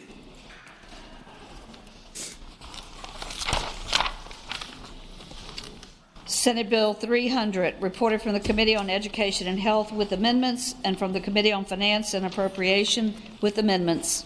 The senator from Franklin, Senator Stanley. Thank you, Madam President. I now move that the committee amendments be agreed to. The question is, shall the committee amendments be agreed to? All in favor of the motion will say aye. Those opposed, no. The ayes have it. The committee amendments are agreed to. The senator from Franklin, Senator Stanley. Thank you, Madam President. I now move that the committee amendment with regard to the ones adopted in Finance and Appropriations be agreed to. The question is, shall the committee amendments in Finance and Appropriations be agreed to? All in favor of the motion will say aye. Those opposed, no. The ayes have it. The committee amendments are agreed to. Senate Bill 324, reported from the Committee on Education and Health with a substitute, and from the Committee on Finance and Appropriations. The senator from Bath, Senator Deeds. Madam President, I move that the substitute from the Committee on Education and Health be agreed to? The question is, shall the committee amendments from the Committee on Education and Health be agreed to? All in favor of the motion will say aye. Opposed, no. The ayes have it. The committee amendments are agreed to. Senate Bill 389, reported from the Committee on Rehabilitation and Social Services with a substitute, and from the Committee on Finance and Appropriations. The Senator from Prince William, Senator McPike. Madam President, I move that the substitute be agreed to. The question is, shall the substitute be agreed to? All in favor of the motion will say aye. Those opposed, no. Ayes have it. Committee substitute agreed to. Senate Bill 501, reported from the Committee on Rehabilitation and Social Services with amendments, and from the Committee on Finance and Appropriations. Thank you, Madam Clerk. The Senator from Spotsylvania, Senator Reeves. Thank you, Madam President. I would ask to approve the committee amendments. The motion is, and you all heard the question, are all in favor that the committee amendments from, I guess that's the Committee on Rehabilitation and Social Services be agreed to, would say aye. Aye. Opposed, no. Ayes have it. The committee members are agreed to. Senate Bill 570, reported from the Committee on Rehabilitation and Social Services with a substitute, and from the Committee on Finance and Appropriations with an amendment. The Senator from Williamsburg, Senator Mason. Thank you, Madam President. Madam President, I move that we adopt the committee substitute. The question is, shall the committee substitute be adopted? All in favor of the motion will say aye. Aye. Those opposed, no. The committee substitute is adopted.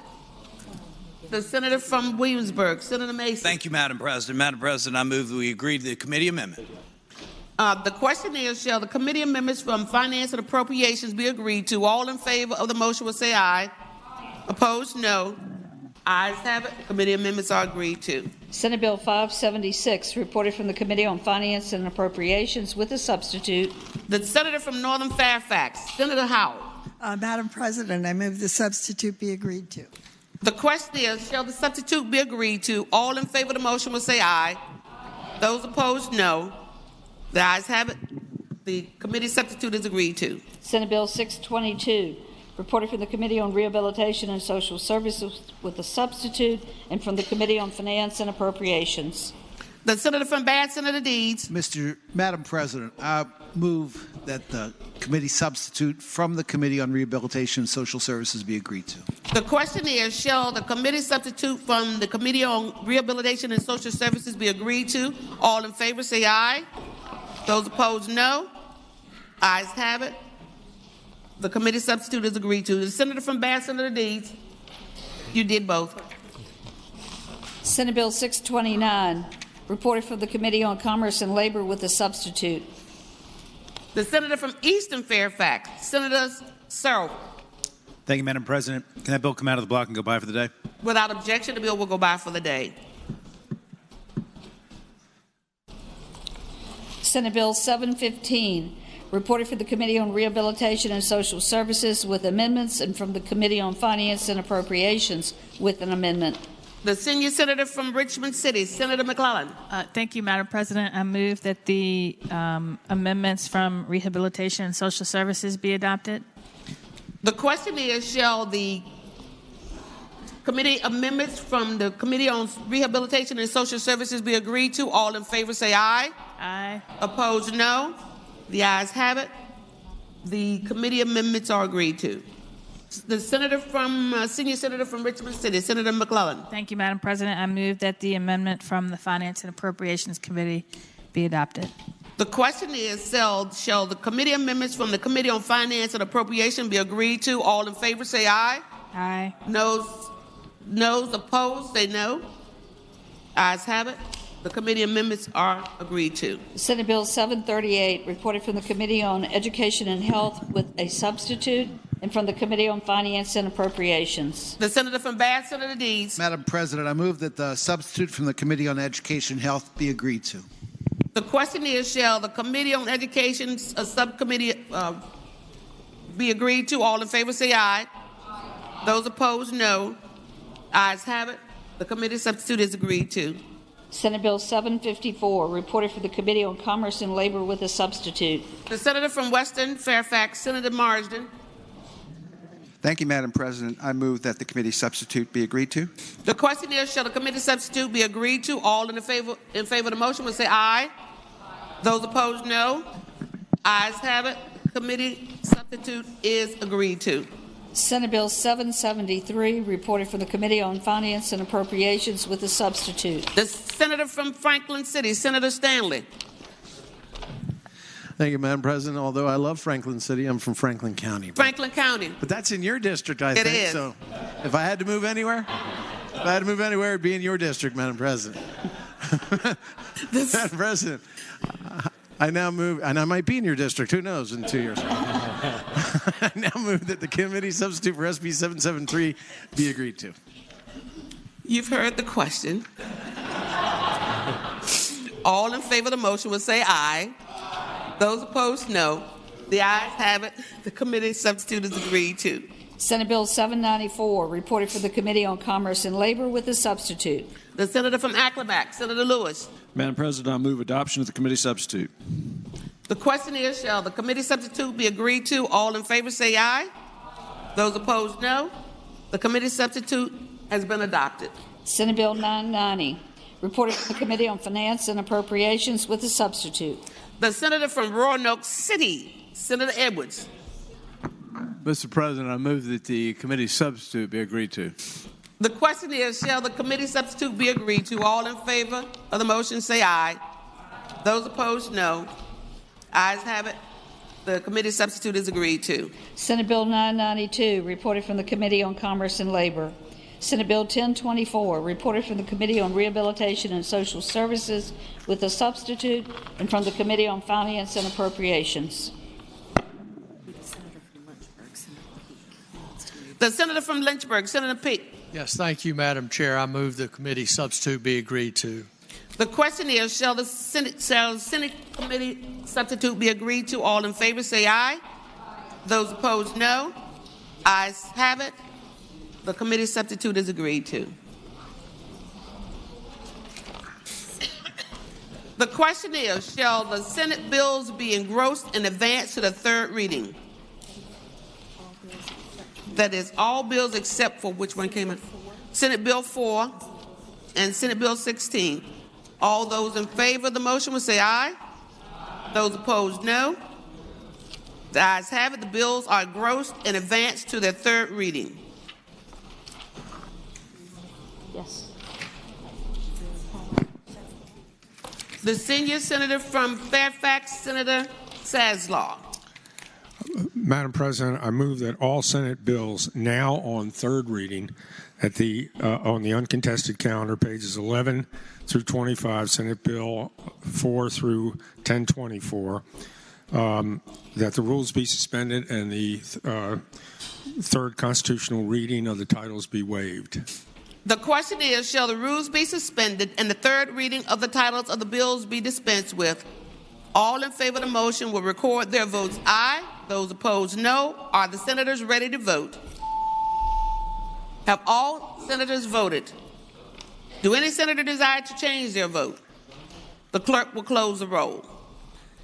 Ayes 40, noes 0. Ayes 40, noes 0. The rules are suspended. The constitutional reading is dispensed with. The senior senator from Fairfax.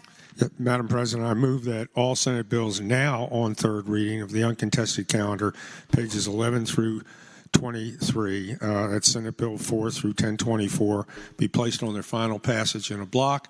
Any senator desiring to remove a bill from the block, please do so after the clerk has read the number of the bill.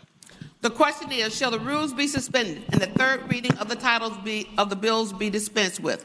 All in favor of the motion will record their votes aye. Those opposed, no. The question is, shall the Senate bills on the uncontested calendar, third reading, pages 11 through 23, Senate Bill 4 through Senate Bill 1024, be placed upon their final passage in the block, with the understanding that any senator desiring a bill to be removed from the block will do so after the clerk has read the reading of the bill. All in favor of the motion will say aye. Those opposed, no. The ayes have it. The motion is agreed to. The bills are before us in the block. block. The clerk will read the number of the bills. Senate Bill 49, Senate Bill 142, Senate Bill 178, Senate Bill 297, Senate Bill 300, Senate Bill 324, Senate Bill 389, Senate Bill... Madam Senator President, from Roanoke County, Senator Suderline. I request that Senate Bill 389 come out of the block. Senate Bill 389 is out of the block. Senate Bill 501, Senate Bill 570, Senate Bill 576, Senate Bill 622, Senate Bill 715, Senate Bill 738, Senate Bill 754, Senate Bill 773, Senate Bill 794, Senate Bill 990. Madam President? The Senator from Roanoke, Senator Edwards. Okay, Senate Bill 992. I'm sorry. The next one. On which page? Oh, it's the next bill. It's on page 23. I jumped the gun. It's Senate Bill 992. Could have come out of the block. Senate Bill 992 is out of the block.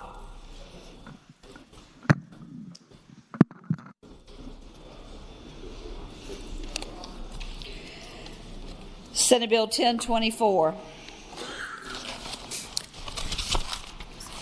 Are these exceptions? The question is, shall the bills in the block pass? That is, all bills except for Senate Bill 629, Senate Bill 4, Senate Bill 389, Senate Bill 992. All in favor of passage of the bills will record their votes aye. Those opposed, no. Are the senators ready to vote? Have all senators voted? Does any senator desire to change their vote? The clerk will close the roll. Ayes 40, noes 0. Ayes 40, noes 0. The bills in the block pass.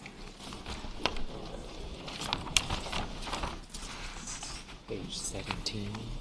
On page 17.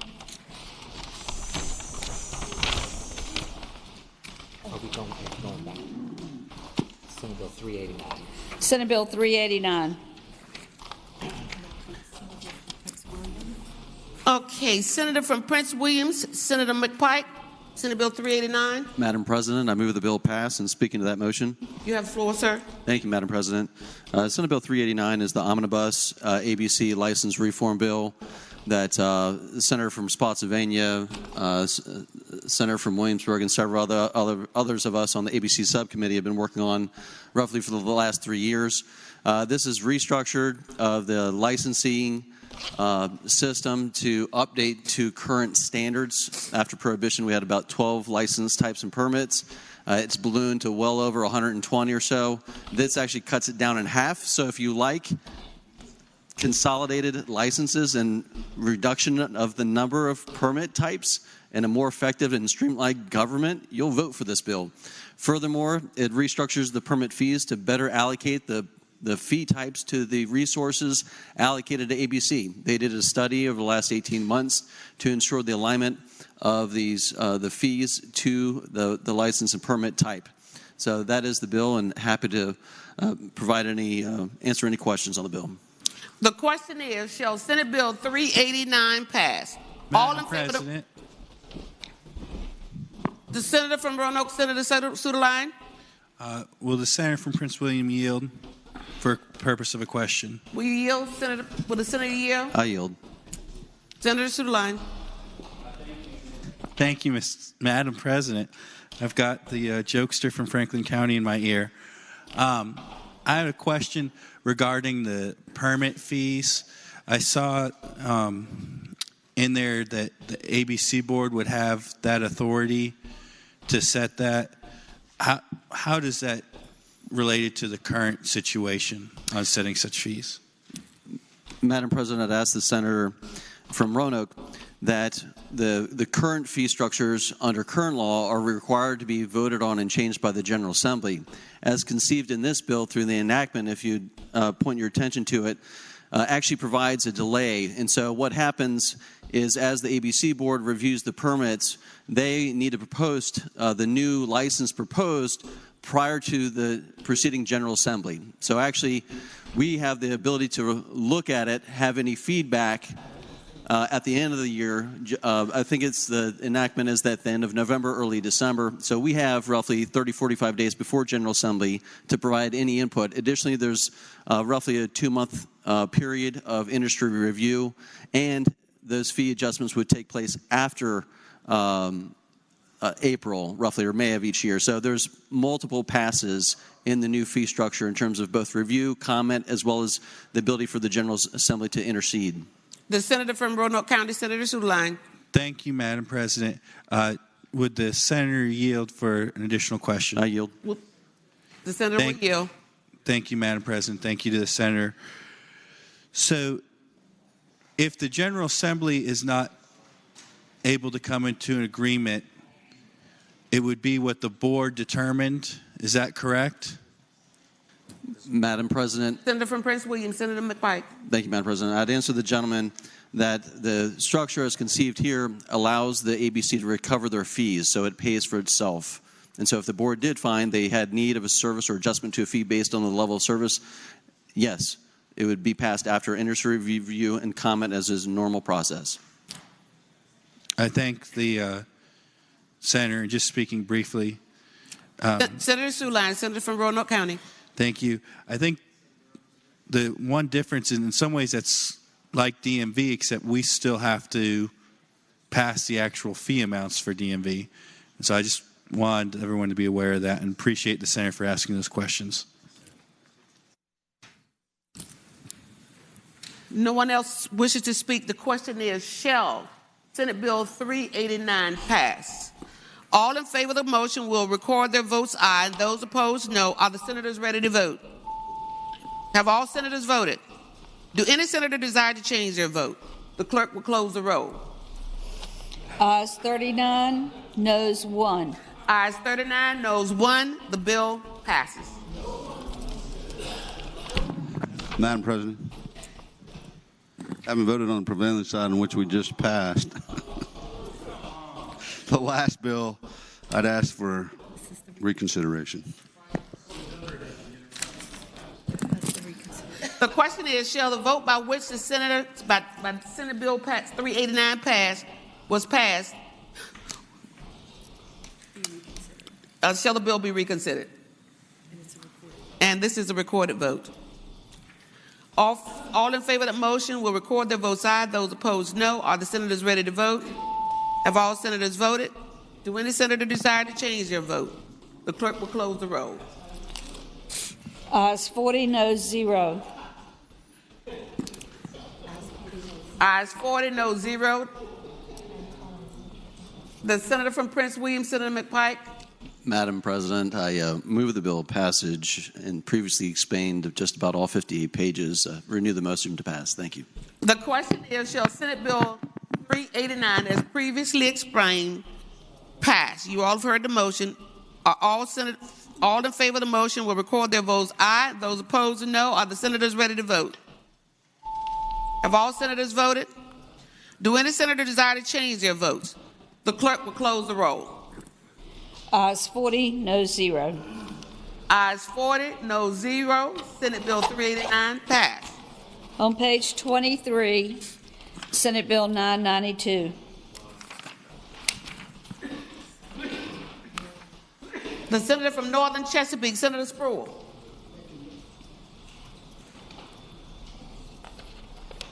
Thank you, Madam President. Senate Bill 992 will allow new generation facilities that have received Virginia's certification and operational permits prior to the effective date of the regulation to receive an allocation of a CO2 allowance for the year for 3 years operation based on the projection of the permit. At the end of the 3 years, control period would have been a true fact against their mission. After 3 years, the new facility would be allocated allowance in the same manner as the existing facilities under the regulation. I move that the bill pass. The question is, shall Senate Bill 992 pass? All in favor of the motion will record their votes aye. Those opposed, no. Are all senators ready to vote? Have all senators voted? Do any senator desire to change their vote? The clerk will close the roll. Ayes 25, noes 14. Ayes 25, noes 14. The bill passed. Regular calendar, Senate bills on second reading.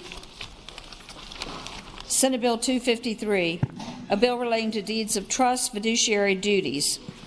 President. The senator from Russell, Senator Chafin. Madam President. King George. The senator from, he's standing.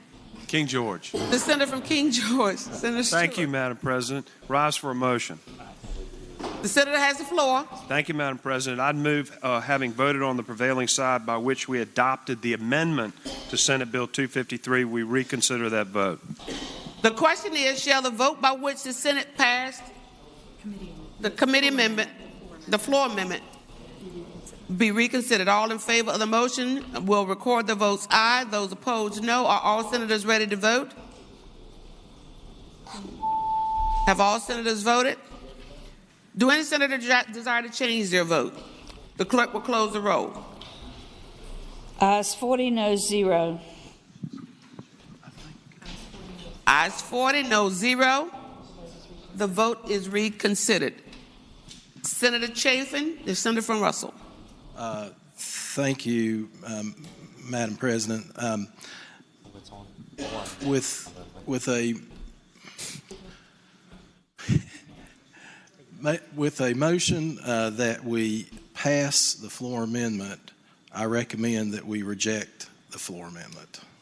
With a recommendation that the floor amendment be rejected, shall the floor amendment be adopted? All in favor? Madam President.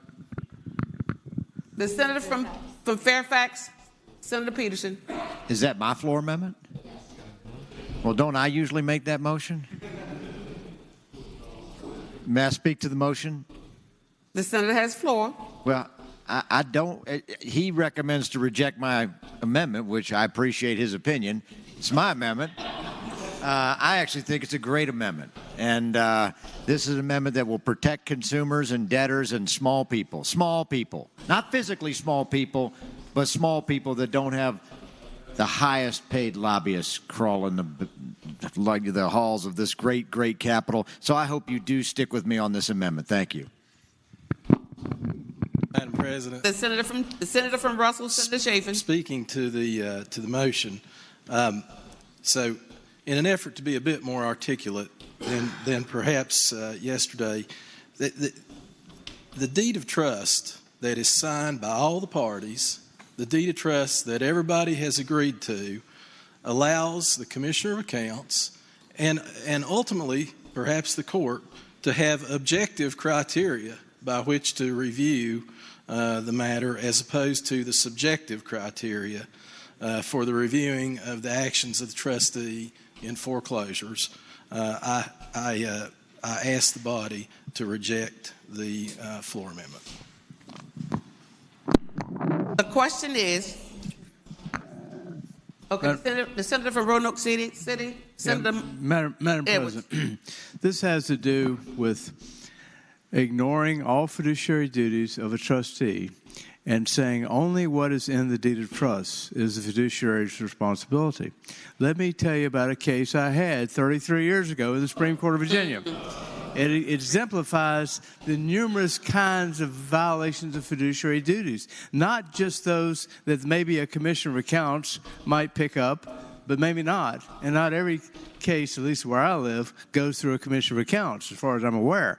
But what happened in this case was a co-trustee was an officer of the lending institution. The co-trustee at the sale of the foreclosure sale purchased the property. That's a clear violation of fiduciary duties. The trustee cannot purchase the property that the trustee is selling. A clear violation of fiduciary duties. The Supreme Court reversed the case. Now, that's just one example. And there could be many, many examples. Now, the Commissioner of Accounts, maybe in some places, looks at it, but the Commissioner of Accounts is not necessarily going to pick up all these kinds of violations. There's numerous violations of fiduciary duties that are potentially out there. And so what you're doing is taking away the fiduciary responsibilities of a trustee under deed of trust and say only what's in the written document of the deed of trust is their responsibility. I think that's wrong, and I think we should support the amendment from the gentleman from Eastern Fairfax City.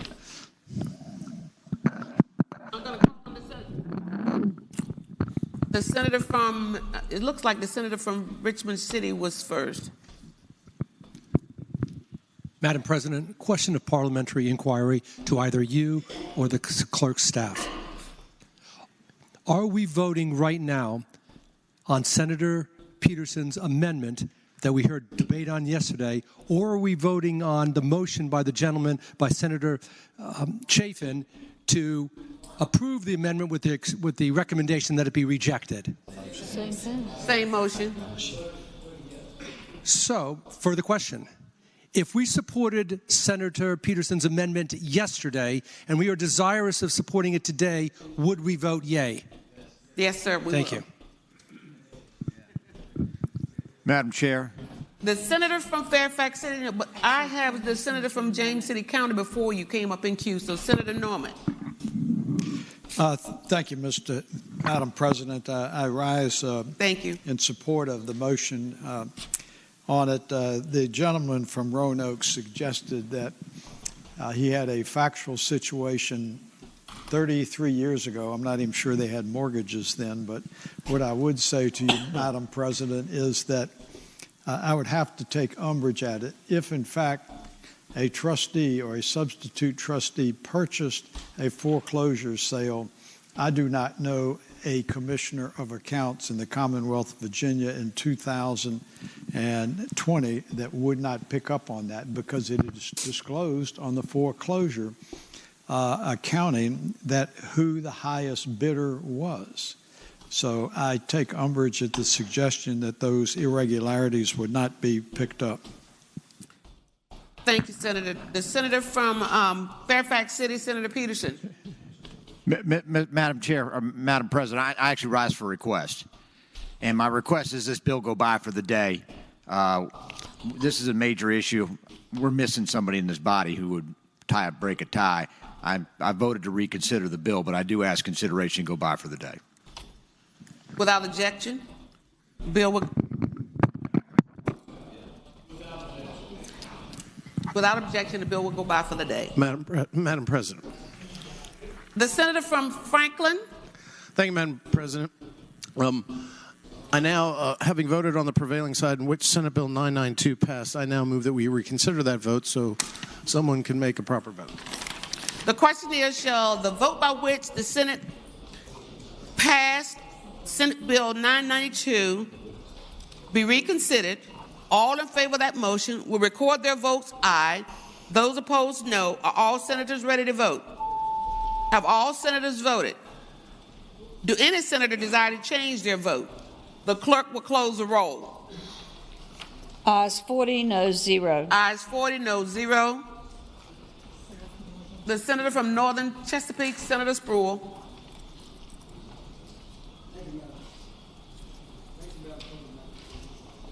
Thank you, Madam President. As previously stated, as the bill has been explained, I move that the bill pass. The question is, shall Senate Bill 992, as previously explained, pass? All in favor of the motion will record their votes aye. Those opposed, no. Are all senators ready to vote? Have all senators voted?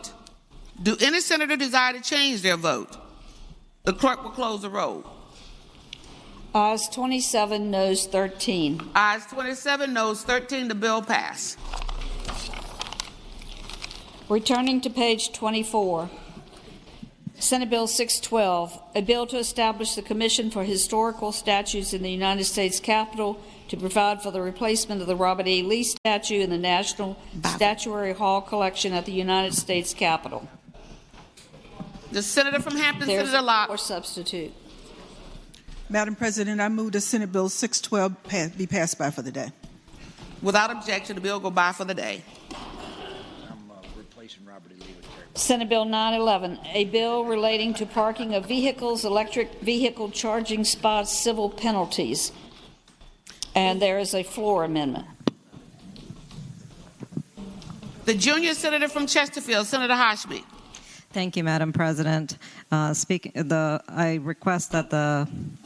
move that the reading of the floor amendment be waived. The question is, shall the reading of the floor amendment be waived? All in favor of the motion will say aye. Those opposed, no. The ayes have it. The reading of the floor amendment is waived. Senator Hashmi. I move that the floor amendment be agreed to, and speaking to the technical amendment. You have the floor. This is just a slight technical amendment on line 12, just to add new language that indicates that it would be regard to the vehicle that is not an electric or electric plug vehicle. Thank you. The question is, shall the floor amendment, as presented by the junior senator from Chesterfield, be agreed to? All in favor of the motion, say aye. Those opposed, no. The ayes have it. The floor amendment passes. Senator from Chesterfield, Senator Hashmi. I move that the bill be engrossed and advanced to its third reading. The question is, shall the bill be engrossed and advanced to its third reading? All in favor of the motion will say aye. Those opposed, no. The ayes have it. The bill is engrossed and advanced to its third reading. Senate Bill 183, a bill relating to memorials for war veterans, reported from the Committee on Local Government with a substitute, and from Local government with a second substitute, and there is a floor amendment. The senator from Hampton, Senator Locke.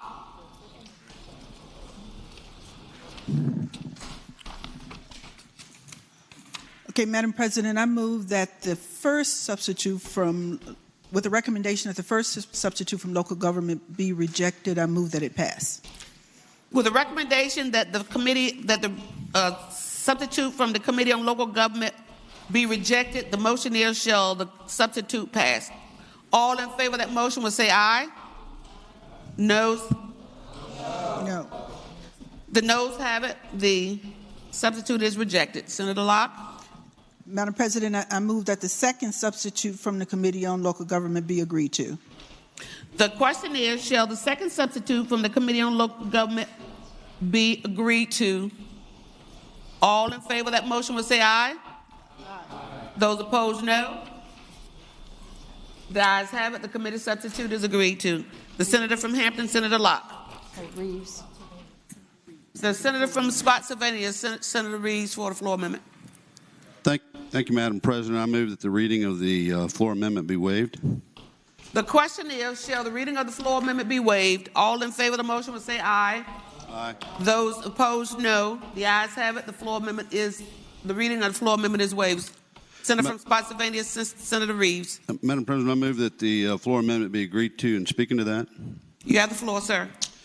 Madam President, I think there's been a lot of discussion about monuments, and it's been politicized quite a bit. And I think one of the things this body is good at is depoliticizing issues. And this is a very important issue to me, and one of which I've had a lot of dialogue with my colleagues on the other side, having members that have fought in every major battle and worn the cloth of our country. One thing I think that might just be an overlook, or maybe it's just one word, but it does do something, and that word has a powerful meaning, and the word is destroy. And once something is destroyed, Madam President, you can never get it back. And so I think it's important. I don't think it was the intent of this body or the patron of the bill, but as these bills get mixed together, sometimes these words are in there. My floor amendment just takes the word destroy out and replaces it with the same language that's in 3 other sections of this bill when it was put back together. And so I would ask that we remove the word destroy, replace it with some very simple words that are already contained, contextualizing, covering, or altering. And that would be my motion. The question is, shall the floor amendment be agreed to? All in favor of the motion will say aye. Those opposed, no. The ayes have it. The floor amendment is agreed to. The senator from Hampton, Senator Locke. Madam President, I move that we engross and advance the bill to its third reading. The question is, shall the bill be engrossed and advanced to its third constitutional reading? All in favor of the motion will say aye. Those opposed, no. The ayes have it. Senate Bill 183 is engrossed and advanced to its third reading. Senate Bill 5, a bill relating to the Board of Education uniform minimum standards for modern public school buildings, reported from the Committee on Finance and Appropriations with amendments. The senator from Franklin, Senator Stanley.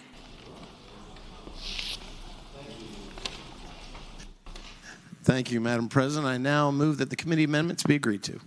The question is, shall the committee amendments be agreed to? All in favor of the motion will say aye. Those opposed, no. The ayes have it. The committee amendments are agreed to. The senator from Franklin.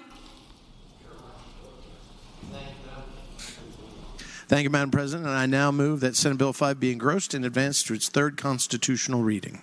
The question is, shall Senate Bill 5 be engrossed and advanced to its third constitutionally required be engrossed and advanced?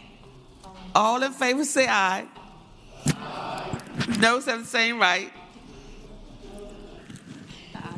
The ayes have it. The bill is engrossed and advanced. Senate Bill 134, a bill relating to school boards, teachers' planning time and planning periods, reported from the Committee on Finance and Appropriations with amendments. The senator from King George, Senator Stewart. Madam President. The senator from Rockingham, Senator Obenshain. Move that the committee amendments be agreed to. The question is, shall the committee amendments be agreed to? All in favor of the motion will say aye. Those opposed, no. The ayes have it. The committee amendments are agreed to.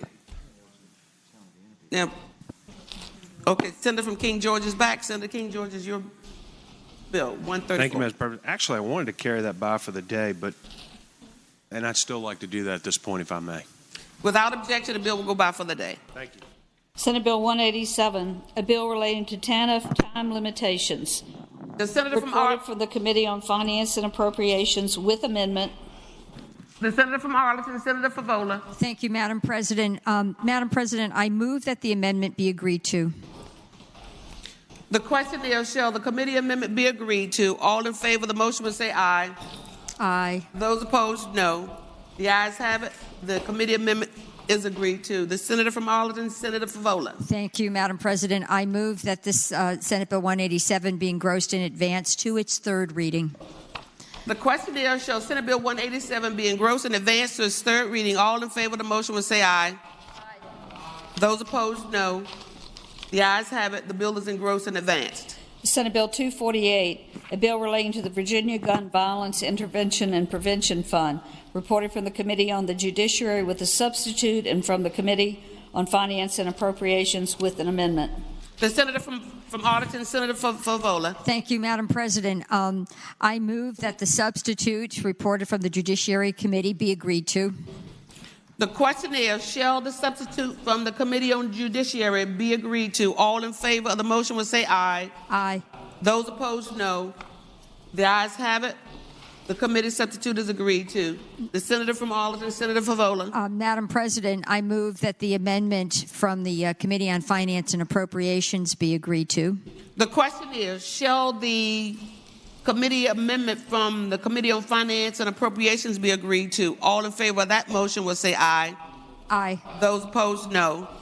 The ayes have it. The committee amendment is agreed to. Thank you, Madam President. The senator from Arlington, Senator Favola. Okay. Madam President, I move that the bill now be engrossed in advance to its third reading. The question is, shall the bill be engrossed in advance to its third reading? All in favor of the motion will say aye. Those opposed, no. The ayes have it. Senate Bill 248 is engrossed in advance to its third reading. Senate Bill 382, a bill relating to coverage for prosthetic devices and components. The senator from the Committee on Finance and Appropriations. The senator from Prince Williams, Senator McPike. Madam President, I move the bill be engrossed in advance to its third read. The question is, shall the bill be engrossed in advance to its third reading? All in favor of the motion will say aye. Those opposed, no.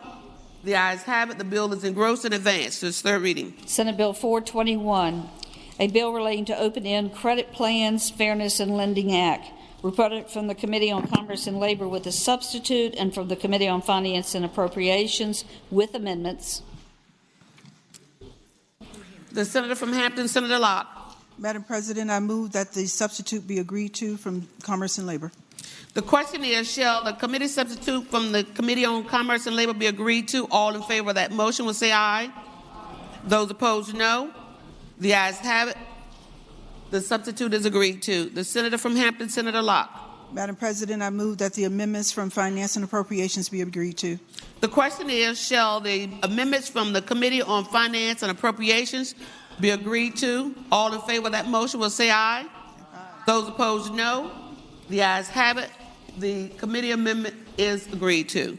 The senator from Hampton, Senator Locke. Madam President, I move that Senate Bill 421 be engrossed and advanced to its third reading. The question is, shall the bill be engrossed and advanced to its third reading? All in favor of the motion will say aye. Those opposed, no. The ayes have it. The bill is engrossed and advanced to its third reading.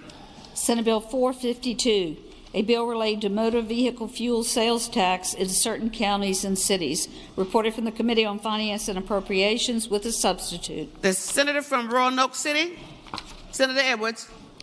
Mr. President, I move that the committee substitute be agreed to. The question is, shall the committee substitute from the Committee on Finance and Appropriations be agreed to? All in favor of the motion will say aye. Those opposed, no. The substitute will be agreed to. Senator from Roanoke City, Senator Edwards.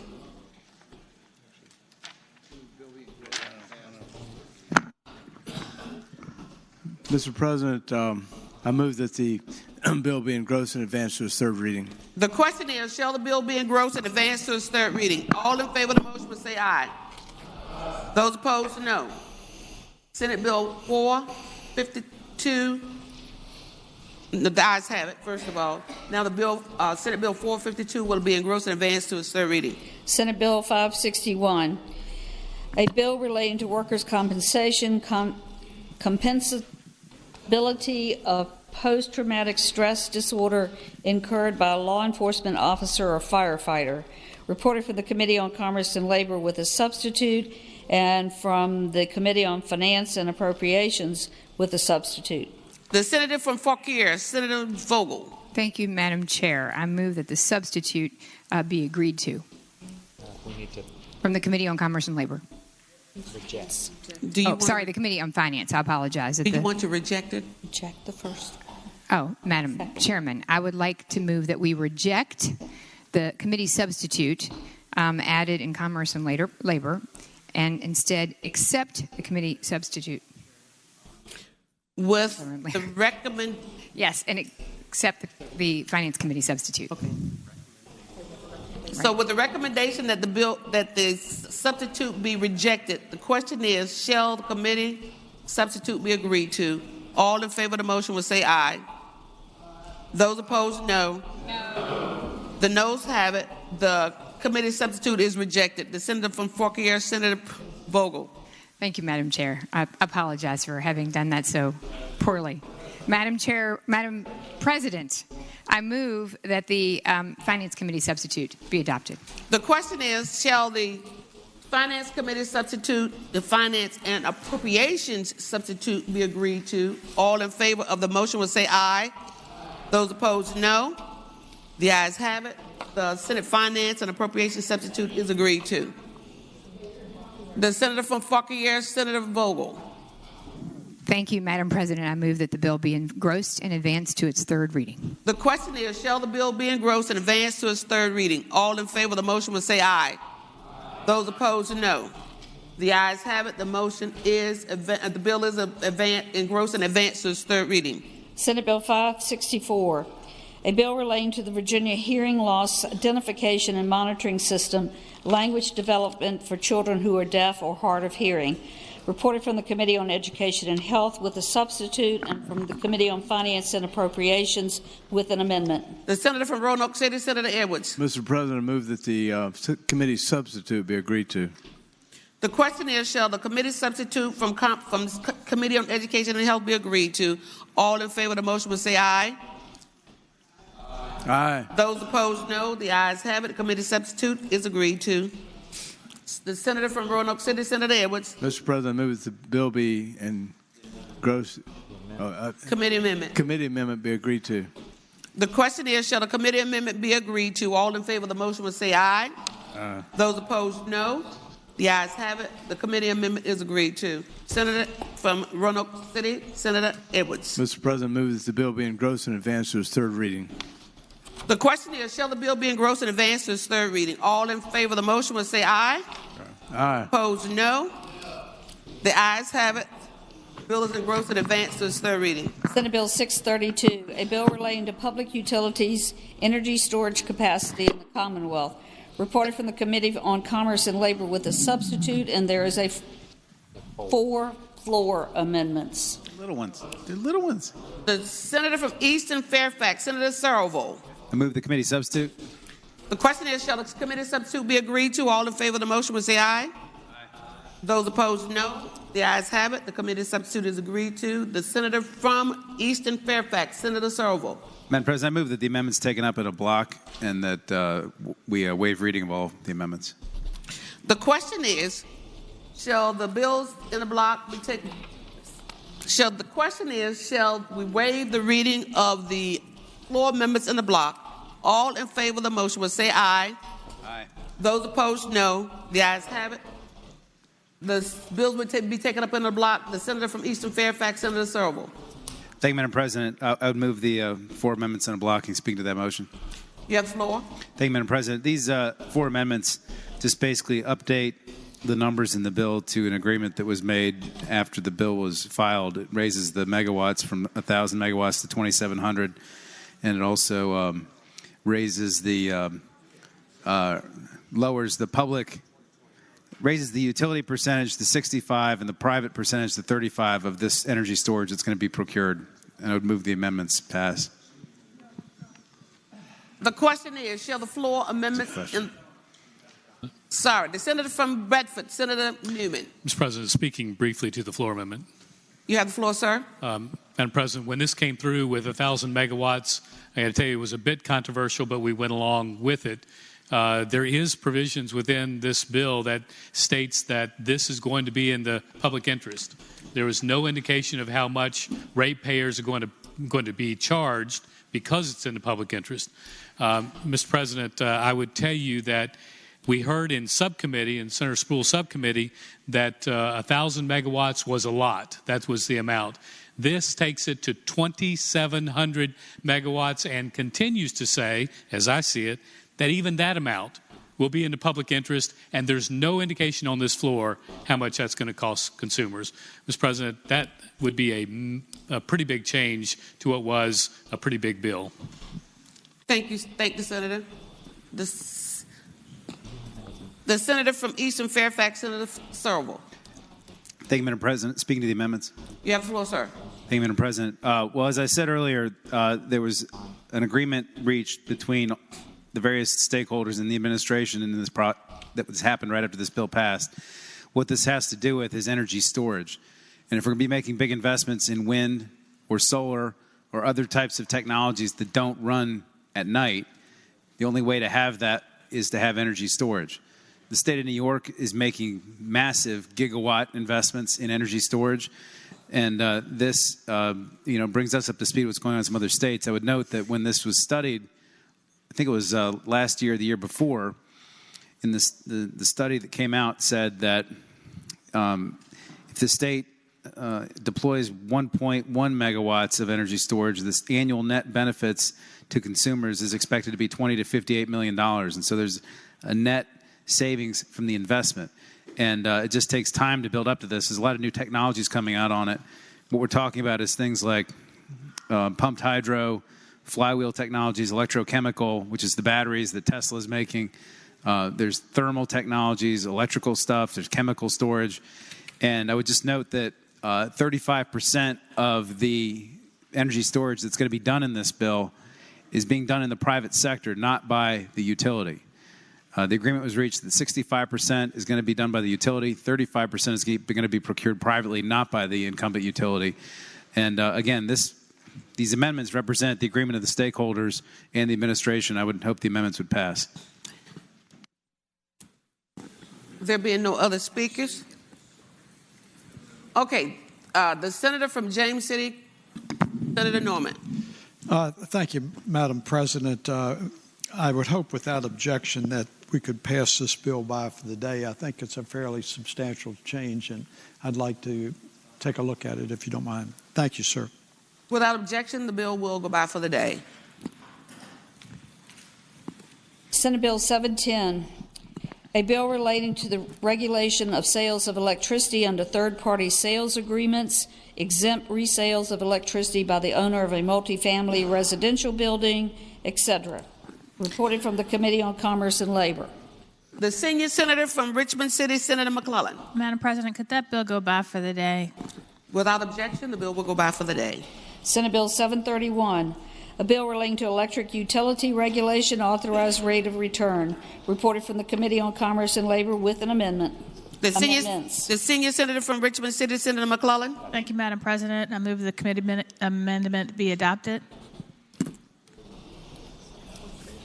The question is, shall the committee amendment be adopted? All in favor of the motion will say aye. Aye. Those opposed, no. The ayes have it. The committee amendment is adopted. The senior senator from Richmond City, Senator McClellan. Thank you, Madam President. I move the bill be engrossed and passed to its third reading. The question is, shall the bill be engrossed and advanced to its third reading? All in favor of the motion will say aye. Aye. Those opposed, no. Senate Bill 731 is engrossed and advanced to its third reading. Senate Bill 732, a bill relating to the establishment and operation of a health benefit exchange for the Commonwealth Assessments Department of Taxation Information Sharing. Reported from the Committee on Commerce and Labor with a substitute, and from the Committee on Finance and Appropriations with a substitute. The senior senator from Richmond City, Senator McClellan. Madam President, could this go by temporarily? Bill will go by temporarily. Thank you.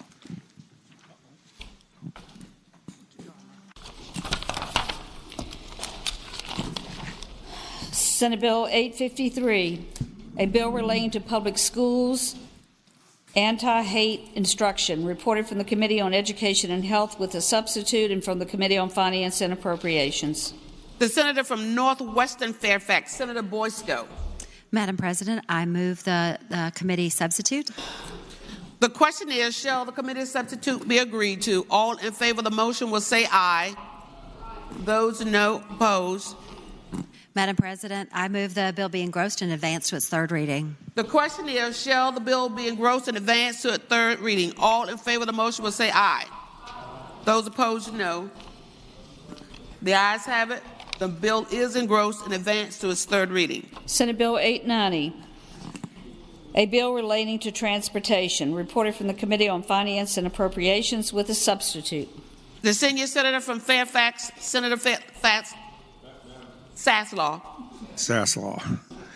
Madam President, that's still kind of a work in progress, and we hope to have some stuff for you tomorrow. But we're pretty close to getting something that a whole lot of people can agree on. Okay, so I move that it go by for the day. Without objection, the bill will go by for the day. Senate Bill 972, a bill relating to vehicle registration for Public Safety Trust Fund. Reported from the Committee on Transportation with amendments, and from the Committee on Finance and Appropriations. The senator from Roanoke City, Senator Edwards. Mr. President, could this bill go by for the day? We're working on a really good amendment. Thank you, Mr. President. Without objection. Senate Bill 991, a bill relating to the Department of Social Services, Office of New Americans Created. Reported from the Committee on Rehabilitation and Social Services with a substitute, and from the Committee on Finance and Appropriations with an amendment. The junior senator from Chesterfield, Senator Hashmi. Madam President, I move the substitute from the Committee on Rehabilitation and Social Services. The question is, shall the committee substitute from the Committee on Rehabilitation and Social Services be agreed to? All in favor of the motion will say aye. Those opposed, no. The ayes have it. The committee substitute is agreed to. The junior senator from Chesterfield, Senator Hashmi. I move the amendment from the Committee on Finance and Appropriations. The question is, shall the committee amendments from the Committee on Finance and Appropriations be agreed to? All in favor of the motion will say aye. Those opposed, no. The committee amendments from the Committee on Finance and Appropriations are agreed to. The senator from the junior senator from Chesterfield County, Senator Hashmi. Madam President, I move that SB 991 be engrossed and advanced to its third reading. The question is, shall the bill be engrossed and advanced to its third reading? All in favor of the motion will say aye. Those opposed, no. The ayes have it. Senate Bill 991 is engrossed and advanced to its third reading. Uncontested calendar, Senate bills on first reading. Madam Chair. Whose voice? Madam Chair. Senator from Fairfax City, Senator Peterson. Madam Chair, I apologize for popping up. Having voted on the prevailing side by which we engrossed Senate Senator Bill. Peterson? Yes, We'll ma'am. come back at the end of the calendar if you don't mind. Yes, ma'am. Thank you. And I'm sorry, returning to page 33, Senate Bill 732. Senate Bill 732. The senior senator from Richmond City, Senator McClellan.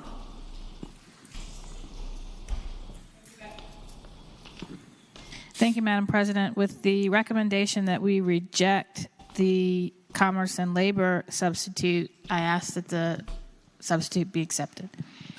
With the recommendation that the substitute be rejected, the question is, shall the committee substitute be agreed to? All in favor of the motion will say aye. Those opposed, no. No. The noes have it. The committee substitute is rejected. The senator from Richmond City, Senator McClellan. Thank you, Madam President. I ask that the substitute from the Committee on Finance and Appropriations be adopted. The question is, shall the committee substitute from the Committee on Finance and Appropriation be adopted? All in favor of that motion will say aye. Those opposed, no. The ayes have it. The committee committee substitute is agreed to. The senior senator from Richmond City, Senator McClellan.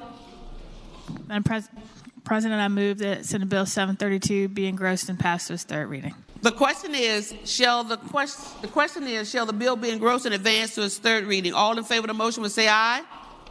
Those opposed, no. The ayes have it. The bill is engrossed and advanced to its third reading. Uncontested calendar, Senate bills on first reading. The senior senator from Fairfax, Senator Saslaw. Madam President, I move that all Senate bills on first reading on the uncontested and regular calendars, pages 38 through 55, Senate Bill 42 through Senate Bill 1038, that the rules be suspended and the first constitutional reading of the titles be dispensed with. The question is, shall the rules be suspended and the first reading of the titles of Senate bills on the uncontested and regular calendar, pages 38 through 55, that is Senate Bill 42 through Senate Bill 1038, be dispensed with? All in favor of the motion will record their votes aye. Those opposed, no. Are the senators ready to vote? Have all senators voted? Do any senator desire to change his vote? The clerk will close the roll. Ayes 40, no 0. Ayes 40, no 0. The constitutional reading? The reading is dispensed with.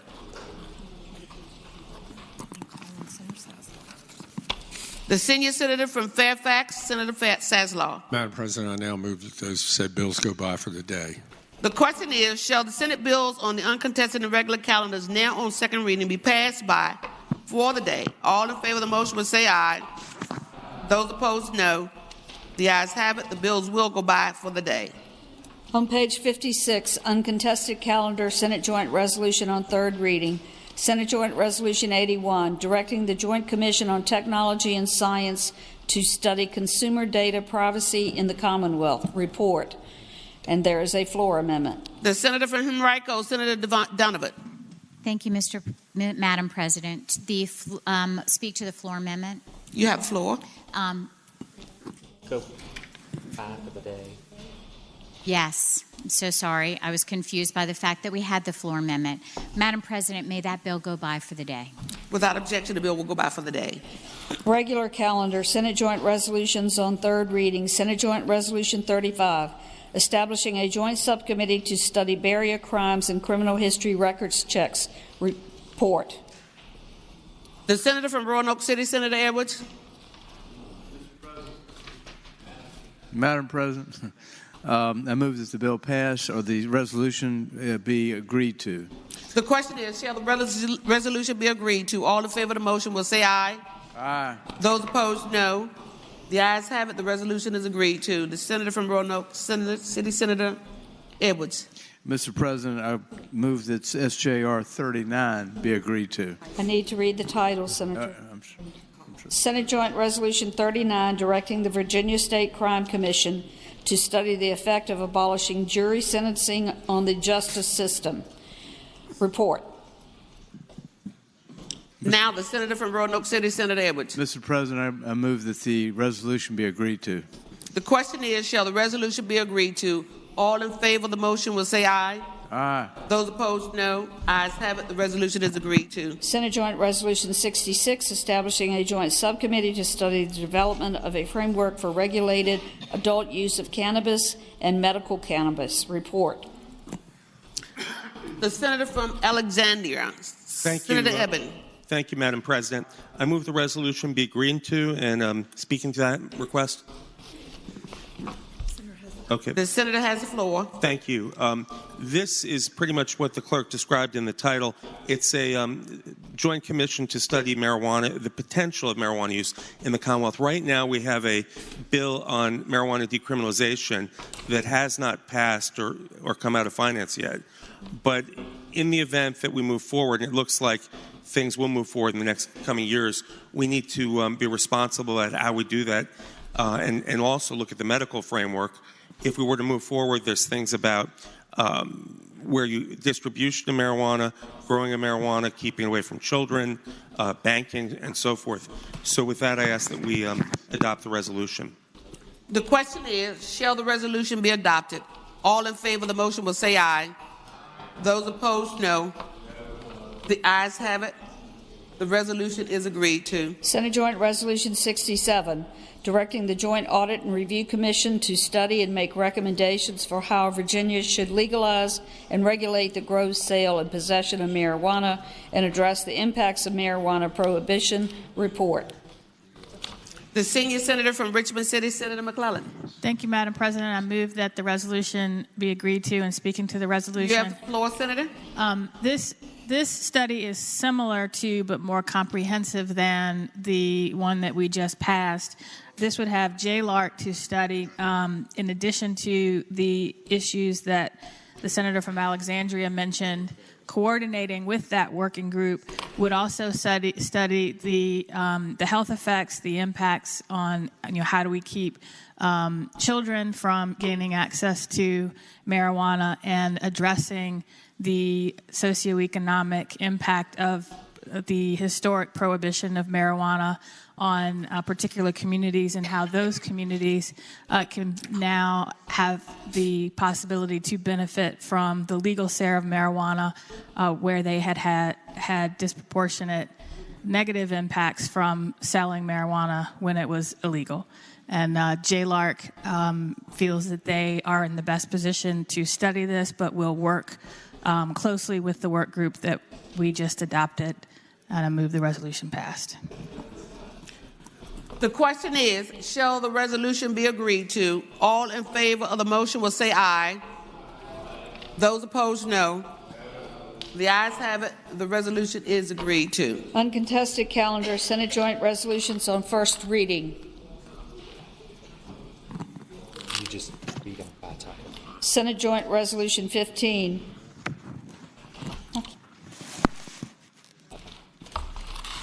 Three too many. Senate Joint Resolution 15, requesting the Department of Education to study the teacher licensure process and the assessment requirements therein for any inherent biases that may prevent minority teacher candidates from entering the profession. Report.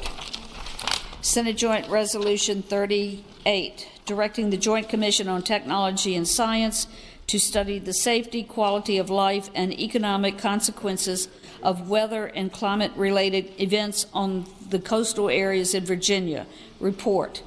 Senate Joint Resolution 53, requesting the Department of Environmental Quality to study revised priority ranking criteria for grants from the Stormwater Local Assistance Fund to include reduction of nitrogen pollution. Report. Memorial resolutions. The senator from Fairfax, Senator Saslaw. Mr. President, I move the memorial resolutions on pages 58 and 59, HJR 166 through SJR 88, be considered in a block in the usual manner, waiving the reading of the resolutions thereof with the understanding that any senator desiring to have a resolution removed from the block do so after the clerk has read the title of the resolution. The question is, shall the memorial resolutions on pages 58 through 59, House Joint Resolution 166 through Senate Joint Resolution 88, be considered in the block in the usual manner, waiving the reading of the resolution thereof, with the understanding that any senator desiring a resolution removed from the block will do so after the clerk has read the title of the resolution. All in favor of the motion will say aye. Those opposed, no. The ayes have it. The motion is agreed to. The resolutions are before us in the block. The clerk will read the title of the memorial resolutions. House Joint Resolution 166, celebrating the life of the Honorable Mary T. Christian. The senator from Hampton, Senator Locke. Madam President, can House Joint Resolution 166 come out of the block? Without objection, the House Joint Resolution is out of the block. House Joint Resolution 170, celebrating the life of Thomas Franklin Repass, United States Navy, retired. House Joint Resolution 171, celebrating the life of John Odom. House Joint Resolution 172, celebrating the life of Amanda Doan Holly. House Joint Resolution 173, celebrating the life of Russell Lee Scott. Senate Joint Resolution 88, celebrating the life of the Honorable Gerald L. Blouse.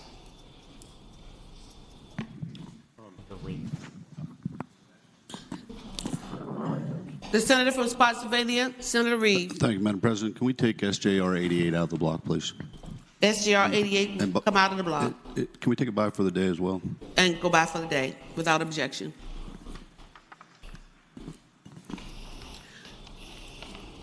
The resolutions will be agreed to in the usual manner.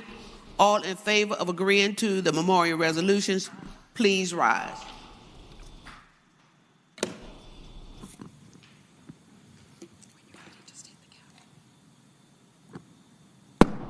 The resolutions are agreed to. House Joint Resolution 166. The senator from Hampton, Senator Locke. Madam President, House Joint Resolution 166 is the House version commemorating the life of the Honorable Mary T. Christian. I move that we agree to the resolution. The resolution will be agreed to in the usual manner. All in favor of agreeing to the resolution, please rise.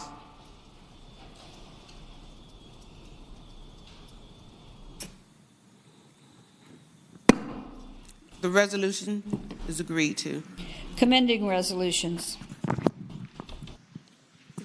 The senior senator from Fairfax, Senator Saslaw. Madam President, I move that the commending resolutions on pages 59 through 61, that's HJR 90 through SR 24, be considered in a block by voice vote, waiving the reading of the resolutions with the understanding that any senator desiring to remove a resolution from the block will do so after the clerk has read the number of the resolution. The question is, shall the commending resolutions on pages 59 through 61, House Joint Resolution 90 through Senate Joint Resolution 24, be considered in a block by voice vote, waiving the reading of the resolutions with the understanding that any senator desiring a resolution removed from the block will do so after the clerk has read the number of the resolution. All in favor of the motion will say aye. Those opposed, no. The ayes have it. The motion is agreed to. The resolutions are before us in the block. The clerk will read the number of the resolutions. House Joint Resolutions 90, 167, 168, 169, 174, 175. Senate Joint Resolutions 78, which has floor amendments. Madam President. Oh, the senior senator from Richmond City, Senator McClellan. Thank you. Could SJR 78 come out of the blocks, please? SJR 78 out of the block. 85, 90, 91, 16. Madam President, can SJR 91 come out of the block and buy for the day? Beach, the SJR, did you say 91? 91 come out of the block and buy for the 91 day. out of the block and buy for the day. 16, Senate Resolution 16, 18, 19, 24. The question is, shall the resolutions be agreed to with the exception of Senate Joint Resolution 91 and Senate Joint Resolution 78? All in favor of agreeing to the resolutions will say aye. Those opposed, no. The resolutions are agreed to. Returning to Senate Joint Resolution 78, the senior senator from Richmond City. Thank you, Madam President. I believe there's a floor amendment. There are 4. Yes. Madam President, I move the waiving of the reading of the floor amendments. The question is that the floor amendment reading of the floor amendment be waived. All in favor of the motion will say aye. Aye. Those opposed, no. The ayes have it. The reading of the floor amendment is waived. Thank you, Madam The senior senator from Richmond City, Senator McClellan. Thank you, Madam President. I move that the floor amendments be adopted in a block. The question is, shall the floor amendments be adopted in the block? All in favor of the motion will say aye. Aye. Those opposed, no. The ayes have it.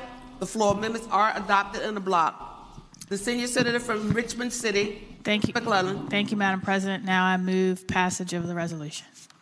The question is, shall the resolution be agreed to? All in favor of the motion will say aye. Those opposed, no. The ayes have it. The resolution is agreed to. Page 25. 180. 83. Fairfax City. Returning to page 25, Senate Bill 183. The senator from Fairfax City, Senator Peterson. Madam Chair, having voted on the prevailing side by which we engrossed Senate Bill 183, I move we reconsider that vote for purposes of a floor amendment. The question is, shall we reconsider the engrossment of Senate Bill 183? All in favor of the motion will record their votes aye. Those opposed, no. Are the senators ready to vote? Have all senators voted? Do any senator desire to change their vote? The clerk will close the roll. Ayes 40, no 0. Ayes 40, no 0. The senator from Fairfax City, Senator Peterson? Yes, I move to waive the reading of the floor amendment, Madam President. The question is, shall we waive the reading of the floor amendment? All in favor would say aye. Aye. Those opposed, no. The ayes have it. The reading of the floor amendment has been waived. I'm sorry. That's all right. Madam President. Yes, sir. Respectfully, that we ask that we pass this by for the day. Without objection, Senate Bill 183 will go by for the day.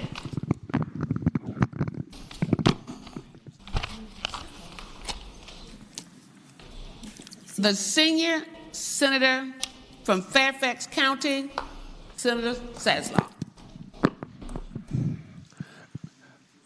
Madam President, I inquire of the clerks that complete the calendar for today. The calendar that kept on giving is complete.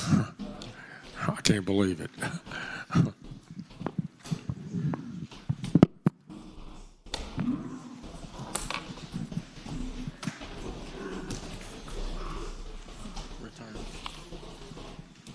Oh, the senator from Russell, Senator Chafin? Yes, ma'am. Madam President, may we return to the morning hour briefly? We will return to the morning hour. Senator Chafin, you have the floor. Thank you. Thank you, Madam President. I'd like to direct your attention to the gallery where we have present with us today Pulaski County Board of Supervisors members Laura Walters and John Travis, and their county administrator, Jonathan Sweet. Pulaski County is situated on the New River, along the New River, which is located in the east end of Senate District 38. And I must inform you, Madam President, that living therein are some of the finest people in all of the New River Valley region. They're industrious and hardworking and intelligent. Madam President, I hope it would be the pleasure of the Senate to give the warmest welcome to our friends from Pulaski County. I see that they're already standing, so on behalf of Senator Chafin and the members of the Senate, and of course all of us present, we want to welcome you to the Senate of Virginia. And as Senator Chafin said, he said that you're some of the finest people in America, so I believe that. And so we hope that you will come back and see us again soon. Let's give them an applause for being with us today.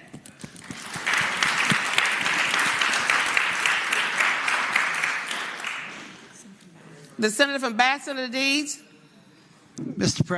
Madam President. It's fine. I'm used to it now. I apologize. Remaining in the morning hour, I was advised that the mayor of the city of Lexington, Frank Friedman, and two members of the city council, Chuck Smith and Leslie Strong, were in the gallery. I'm not sure they're still there, but I would ask that you give them the greetings of the Senate and thank them for coming down wherever they may be. Well, the distinguished guests from Lexington, looks like Chuck Smith and Leslie, they've already left. But in their absence, Senator Deeds, we want to still give them a warm welcome in the Senate. So we're going to give them a hand anyway. Let's.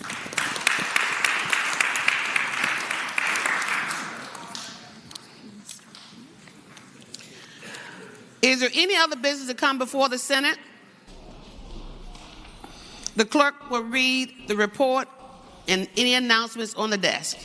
Today, Thursday, February 6th, the Committee on Transportation will meet 15 minutes after adjournment, Senate Room 3, Capitol. The Finance and Appropriations Subcommittee on K through 12 Education will meet. Senator Saslaw, what time do you want your subcommittee to meet? It was supposed to meet at 3.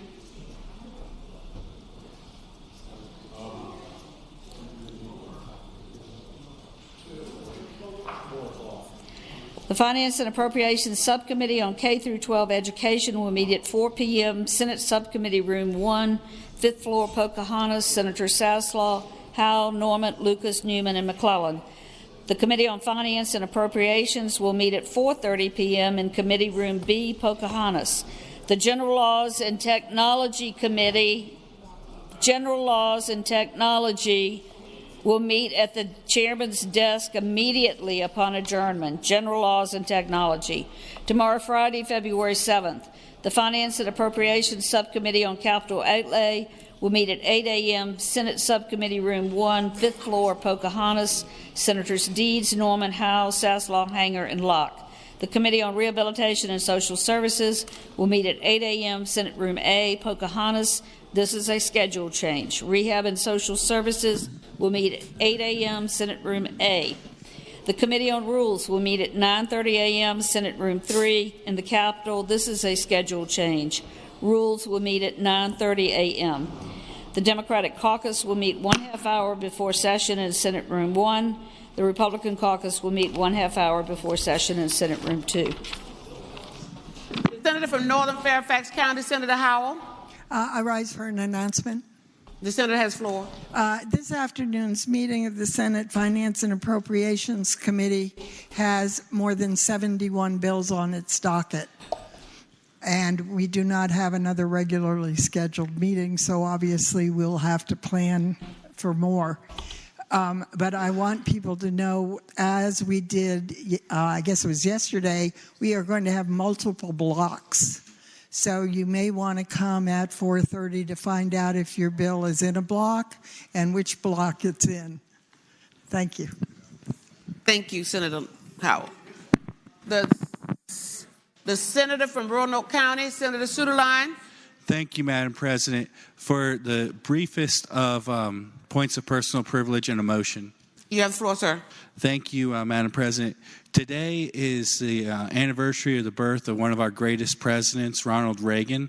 I think everyone's familiar with his great achievements, so I won't spend an hour talking about it right now. But I would like to move that when the Senate adjourned today, that it do so in memory of President Ronald Reagan. There being no further business, I call on President Pro Tem, the Senator from Bath, Senator Newman. Madam President, I move that the Senate do now adjourn until 11:30 tomorrow, and when we do so in memory of President Ronald Reagan.